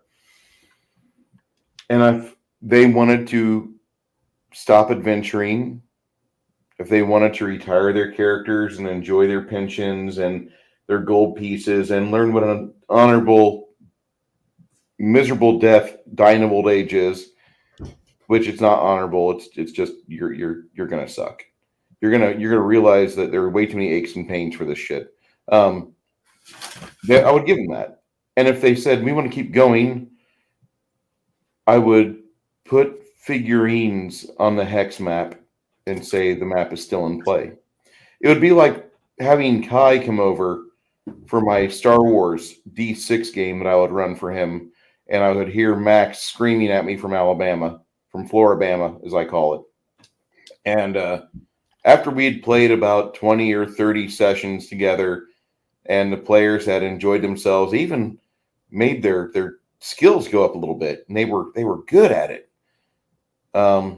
If the players were not wanting to quit, I would just finally unwrap my Twilight Imperium 4th edition, and I would start laying out hexes and then putting the star fleets at the edge of the hexes, and long range sensors have picked this up. I'll see you again this time next week. And that would be it. Because that's exactly what you do when your players tell you we're not done yet, or we have other things we want to accomplish. I think there's more to explore with this character. Yes, you would scream because you didn't get to play, and I know you would love to play Star Wars D6. Oh my god. If I could play a Twilight Imperium or a Starfire campaign based around a Star Wars campaign where I get to do all this, please, where do I sign? How many virgins do I need to locate and sacrifice for this game to happen?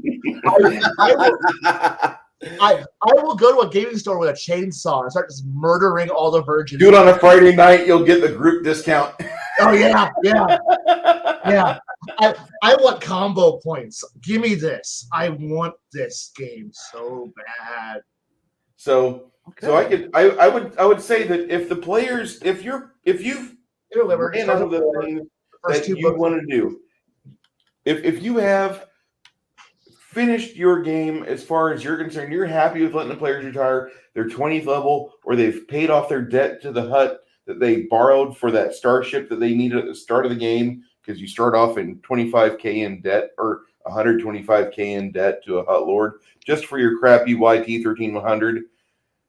And the players, they've finished it. They finished the campaign.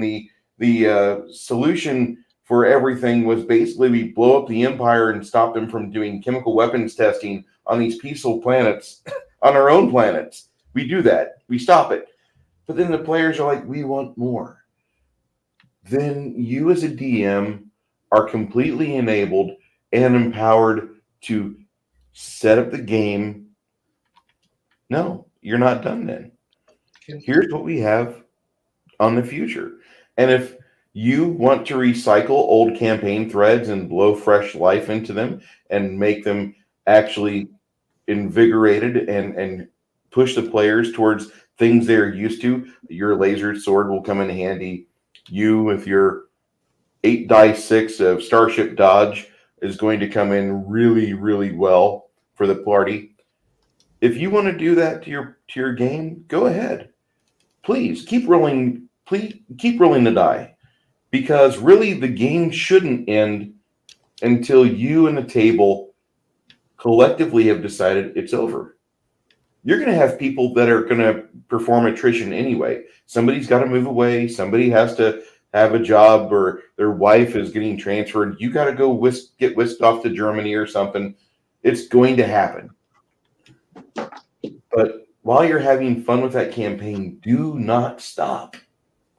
Don't. Why should you? Just because they cleared the invasion from the orcs and the giant kin, you're going to stop at 21st level? The players love their characters. Stop. Go for it. Look, if I've captured a Star Destroyer, let me have the Star Destroyer. Please let me have the Star Destroyer. All right. If you capture a Star Destroyer, yeah, you can keep it. Let go. For how long?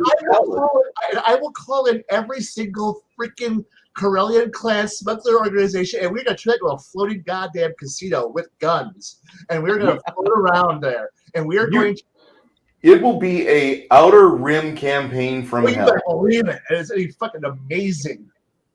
And whenever the Rebel Alliance goes, can we come borrow your Star Destroyer? No, because you're broke. Your last check bounced. I'll fix your TIE Fighter. I'll fix your X-Wings, but no, you ain't getting jack shit off me. But we could use that starship to, fight for justice, and your credit rating sucks. Hey. Well, we'll fix the Star Destroyer. No. I have bribed a guy at KDY. He's gonna fix my Star Destroyer for me. But nobility and good and Republic and we're sorry, Republic credits don't work here. I'm sorry. I'm sorry to do this to you, Kai. When you got so happy just a second ago, I've only seen this level of crazy on one other person. Yeah. when you a floating casino all for me? Yeah. Yes. Okay. You completely whatever she was thinking of at the time, your face and body, that was great. So I appreciate that. But it's okay. I'm telling you that's the type of reaction a DM wants from a player. Yes. Right there. Give me 4 people or 6 people or 8 people like that, and I won't stop. No. Yeah, pretty much. Yeah, for players that are watching this game, if you want a longer game, be excited about it. Make sure that you've worked out a way with you and your DM that everybody's having a good time. Because if good times are being had, no one's going to want to leave. You can run to Bruce. You can run the way Bruce does this, like he does this coming Saturday, where we all, are using YouTube and the technology we have at hand, because we all enjoy gaming with each other, because Bruce does run a pretty damn good game. So I think we're pretty close to the end of the night. I'm going to end I'm going to end with this last question. I'm going to start with Kai on this one. What is your favorite high-level experience as a player or game master? I'm going to start with Kai. Ooh, that's a damn good question. My favorite high-level experience was actually, it took a while to set it up, but it was, and one player had gone completely berserk. Well, not on purpose. The GM had forced them to do it. The GM had kind of forced him to do it. But one player took all the clues and went full villain, like full Shakespearean villain, like Bond Fortress on top of a mountain type villainy. And because they misread what the GM had been trying to do and decided to go total bug nuts. And they didn't want to make a new character. They didn't want to quit. So they just sat there and became this horrifying monster that every once in a while I would look at and go, so what are you doing again? And usually with that high-pitched squeak going, oh, and watch them do something horrible to these poor players. Because it stopped being me running the evil villain. It turned into them running the evil villain, and I'm just the engine running the world. And their entire goal was murder a high-level party. But the high-level party is a very capable beast. And this player was very, very smart. They're like, I can't fight the heroes alone. I'm just a single hero. I'm just a single former hero. And it turned into this cat and mouse game that finally they managed to track this poor person down and had a fight. And this player had rigged everything. It was an actual proper dungeon. It was a fight. They fought their way through. It's like because one player was really divine. This player trapped angels in blocks of glass, and had like found one player and disintegrated that player, just dust right there. There was no time to like even mourn that poor player. Another player this player had managed to capture their loved one and torture that loved one, and then as like freed their broken loved one and said, do you want to fight me or take care of your actual with your chosen person that you love? And that player went, I'm taking care of the one person I care about, and left one player, the actual person who had made the mistake in the first place that caused all of this shit to happen. And it turned into, and these two had been early in the campaign, like best friends, like sword partners, like they're like one was one is the unstoppable shield, one is the unstoppable force, and these two were great. They had been perfect matches for each other, and when those two were fighting together, nothing I ever threw at them could stop them. Like nothing. They walked through, but now these two. Because this player, like, I want to end this campaign, but I want to end it on my terms. And these two players have just gone like, no, this has to end. One of us has to die. And the player who had actually chosen evil had actually realized that maybe I've gone a bit too far. And I look at them like, yeah, maybe. Maybe you have. And they were like, oh, fuck, I can't turn around now. And so they're sitting here I want to die. Like, so they had this whole thing rigged up where the fortress on glass is on fire. Everyone's either dead or fleeing, and then I have this big giant epic sword fight. I mean, fucking like this is usually a game that had dynamic actual combat rather than just simply I roll to hit your armor class. Did I hit your armor class? I hit your rice bag until you die. And this was like give and take, back and forth. They were having fun. Like the rest of the players are all sitting here. Even the Dustin players sitting here going, "No, I want to watch how this ends. This has been coming for years. I want this moment." And like, and it's all rigged up to whoever wins, everyone dies. And it was a beautiful fight where finally, the player who had fucked up and created this ultimate evil that really didn't want to be evil, and he didn't want, but it was too far gone. They couldn't fix this, and the fight ends with him finally winning, but going, it was a hollow victory, and escaping the collapsing fortress that is now going to be the tomb for his former best friend and brother in arms is now sitting here corpse buried and lost in this massive fortress. And I'm sitting here going, this is the ultimate end I could ever run as a GM. I will never top this because amazing. And I was like, I will never top this as a GM. I will try. but I'll never top this. And that's my ultimate experience as a high level game. Awesome. And That's yeah, amazing. and they were pulling out every trick that you would see high level players build for. It's like, oh no, they're throwing massive spells, countering, doing everything. So it was an actual good fight that made everyone else go, no, we don't want to be involved in this, because if we get involved, we're gonna fuck this scene up. Hey, pass the popcorn. This is good. No. That's awesome. Well, let's kick it up to the Cigar DM. Looks like he's got something to say. What is your favorite high level game moment as either a player or a dungeon master?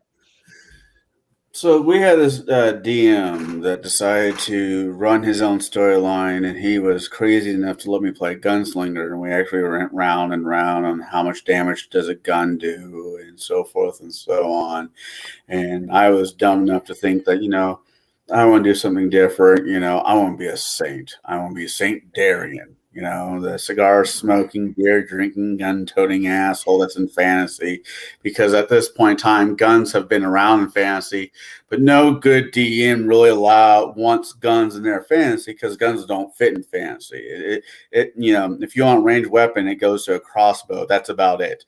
And I've never completely agreed with that argument, but that's just me. So this is the end of days. We're 0 level divinity, epic level nonsense.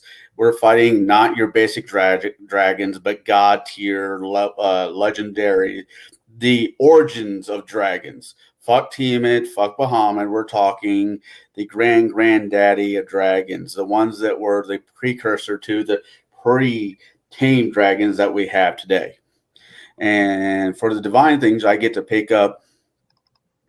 I'm sorry, I saw my name in chat. That's so my ADD kicked off.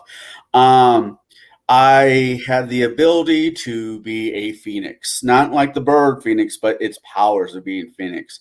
And we're wailing on these dragons, and I'm like, well, my character is cursed as is. Every time I kill myself, I get 50 more years or whatever tacked onto my life as a 30-year-old or however age I made him. So I said, fuck it. I flew right into the dragon's mouth, right into the epic level dragon's mouth, and I put the barrel of the gun to my mouth and says, good night, sweetheart, and pull the trigger. Now, when I do that, a massive tier fireball goes off. I mean, massive. It's like fireball times 5 or some huge, stupid number. It was a divine explosion because of the regalia you were wearing. I know this character. And the dragon's head got blown off. And literally, he looks at me, he looks at the sheet, he says, well, you blew the dragon's head off. But he did a little bit more story, he threw a little bit more drama into it.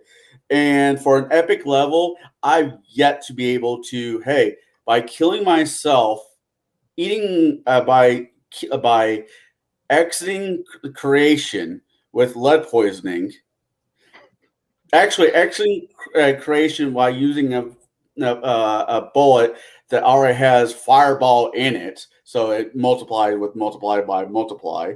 I literally took the head right off of a dragon. That's like I've yet to been able to top that. I appreciate that one. That was actually my game. The dragons were the original print run of Iron Kingdom's Monster Manual or Monsternomicon, where the dragons were like CR60 nonsense, and they were like level 35 or 30 something when that happened, and that was actually a really epic moment. The players had actually beat down the dragons enough, the 2 side dragons, and when he did this on the biggest dragon, the CR60, and it was low on hit points already, and when he did that, I'm like, congratulations, I like it, let's roll with it. That was an epic moment, and I appreciate you for that one. Bruce, do you have a favorite moment of high level play as either a player or game master? I would say probably the most favorite moment I had of high level play was probably the night before the first TPK we had in Slumbering Czar. And I allowed one of my players to create a summoner character, which is kind of out of my wheelhouse. But I'll let you go ahead. You're only here for a few nights. Go ahead. You can have fun with this. And he asked me, he's like, listen, I want to play in this game because I've heard a lot about it, but I really want to play a character that he goes crazy and he attacks the party on my final night. I said, okay. So for a few nights we played and we were like 14th or 15th level. And he had been doing this thing with his character all night with these twitches, and the Eidolon, the pet that he had, was actually like an Iron Man suit, one of the archetypes that was really broken, just horribly broken. But for the idea he had, I wasn't going to say, no, you can't do it. And so in the middle of a combat with a very large giant in the middle of the plaza of this miserable city, somebody freed this giant ghoul at one point. The party killed it, and then about a month and a half later, they're going through there again, higher level, and one of the spellcasters in the city animates it, and the party attacks it, but something happens to this poor summoner, and he starts to wig out. And it's at this point where he starts to attack the paladin, because the paladin got the last hit on the giant beast, and this guy was a glory hound. So the fight begins, and for 2.5 hours, we're playing through this combat with these ultra high armor classes: pari, duck, dodge, roll, parry, feint. It was 8 people in the campaign group. He killed off 3 of them. 3. He killed the paladin. He killed the merchant wizard. He killed the cleric. Now there's 2 clerics in this campaign. The other cleric almost died.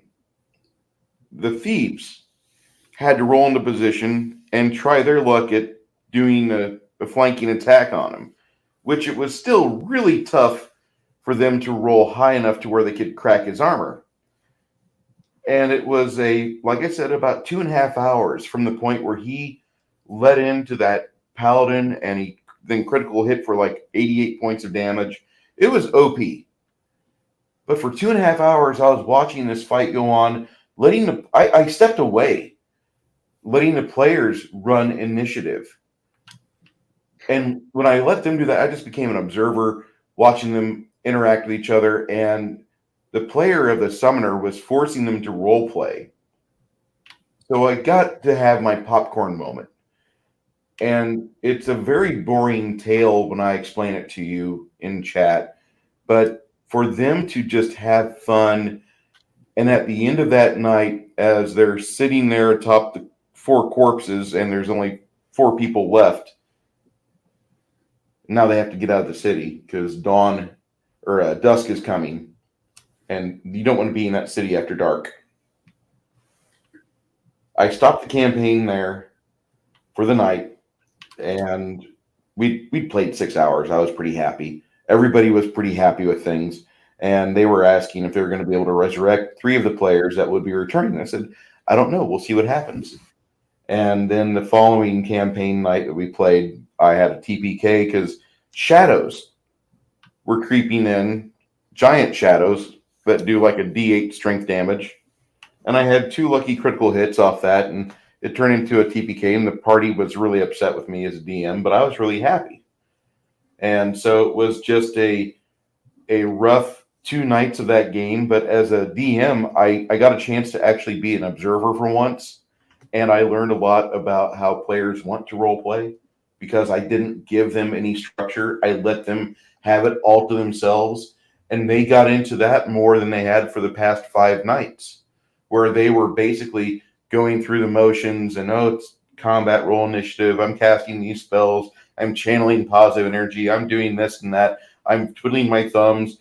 Do I get to do anything? I'm a bard. No, tell the tale later. And that was basically a fun campaign that started to peter out, but the final four sessions we had were a lot of fun.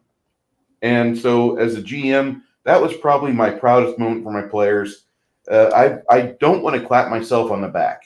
They did that. They made that fun for me to watch. Awesome. Really awesome. All right. Well, I think that that pretty much rounds out high level play for us. I think if we want to do anything next week, we might want to let Baron G-Rock talk about high level play if he wants to before we get into the next topic. Go ahead and have a say. And the thing is that we had a member of the comedian community. It's been a rough year for comedians. You had the amazing Jonathan, Louis Anderson, Bob Saget, Norm Macdonald, and just this past week, Gilbert Gottfried died. And I might get a fucking hit on my channel for this, but I want to share something with you guys because I think my channel is a channel where I think everybody should have, fun. But I really think, can you guys see what I'm doing here? No, not at No. Okay. Stop sharing. All right, share screen. There we go. Add that to the stream. And let me know if this is full screen or not. Oh no. Oh no. Oh, college. Yes. All right. Thank you, College Humor. Thank you. And then there's that. Yeah, I really hope you guys had a good time with tonight's little talk we had. There's more to talk about with high level gaming. There always is. There's always more things you can do and discuss. You can always get into the game and get into the nuts and bolts and go for a real deep dive. I always encourage it. But with your players, Shadow and Sun made a really good statement earlier. If you're having a good time with your game, don't stop. Keep going. And the thing is that if the game starts to tire out, if people start getting bored of their characters, stop it. But if your players are having fun, keep it rolling. Because there is going to be a time when that person in that chair isn't going to be possible to be there. They're done. They're out. They're gone. And there's been a lot of players that we all know that we've had for decades that they've been gone. And we would just love to have another 8-hour session with them. So when you have a good table, when you have a great time, don't forget to tell your friends, man, I really appreciate you to be here. This meant something to me. This meant we had a chance to bond and be brothers and sisters and warriors at arms together. I hope you guys had a good time tonight. Do you have anything you want to add there, Jade, or anyone else? No, I think we covered high level play fairly well. Yeah, I mean, as you said, there's always more that can be added to high level play. But as game masters, you really have to gauge your own tables. Now, Shadowzard did ask a question earlier, but this might actually be a topic for another time. What if the PCs get tired of the same world? I think that might be a topic for another night. And again, another question from Shadowzard as well. Connell, have you ever played West Marches? It sounds familiar, but no. I can probably, if it's an RPG game, I can probably with one hand tell you the amount of gaming systems I have, which is sad. But when you find something you like, you normally want to stick with it, right? Yeah, pretty much. Yeah, so I am going to try, anytime, I'm running, as moderator or, as the voice of the channel, I will try to get to your questions in the comments after the end of a topic question. I will try to get to you, as I see them. However, if I think it could be a topic for another night, I'll slate it into our gilded chat, our gilded group, as a potential topic for another night. And, we table breakers will discuss it at a later time. And, if you guys have comments or thoughts for future topics, leave them in the comments of the YouTube channel. There was a comment really quick. I want to jump on this really quick before we say our goodbyes. There was a topic from Shadow and Sons earlier that he thanked us, but he was reading Pathfinder 1st Edition, and he was listening to Stormfront. It was first or second, I don't remember. It's somewhere in chat. Stormfront, that'd be the first Dresden Files book. But he was reading through. I remember the comment. He was reading through Pathfinder 1st Edition and listening to Stormfront. Yeah. Yeah. I'm a big everybody in this panel, all these talking heads, we do bring up Dresden Files a lot. We do. And for those who like to play modern, like right now, RPG high fantasy, it's not a bad read. It really isn't. It touches every good spot, all the fun spots that a novel or a series should take, and it's good for all ages. I recommend every 15-year-old kid pick up a copy because maybe they want to grow up to be a wizard PI in Chicago, fuck off, Illinois. So that's all I have to say. Awesome. Bruce, take it away. Before I do, Kai, do you want to say anything to the people? I'll let you lead lead us out with words of wisdom. Ooh, yeah, there we go. Simple rules. Do not add or subtract to the population. There you go. What?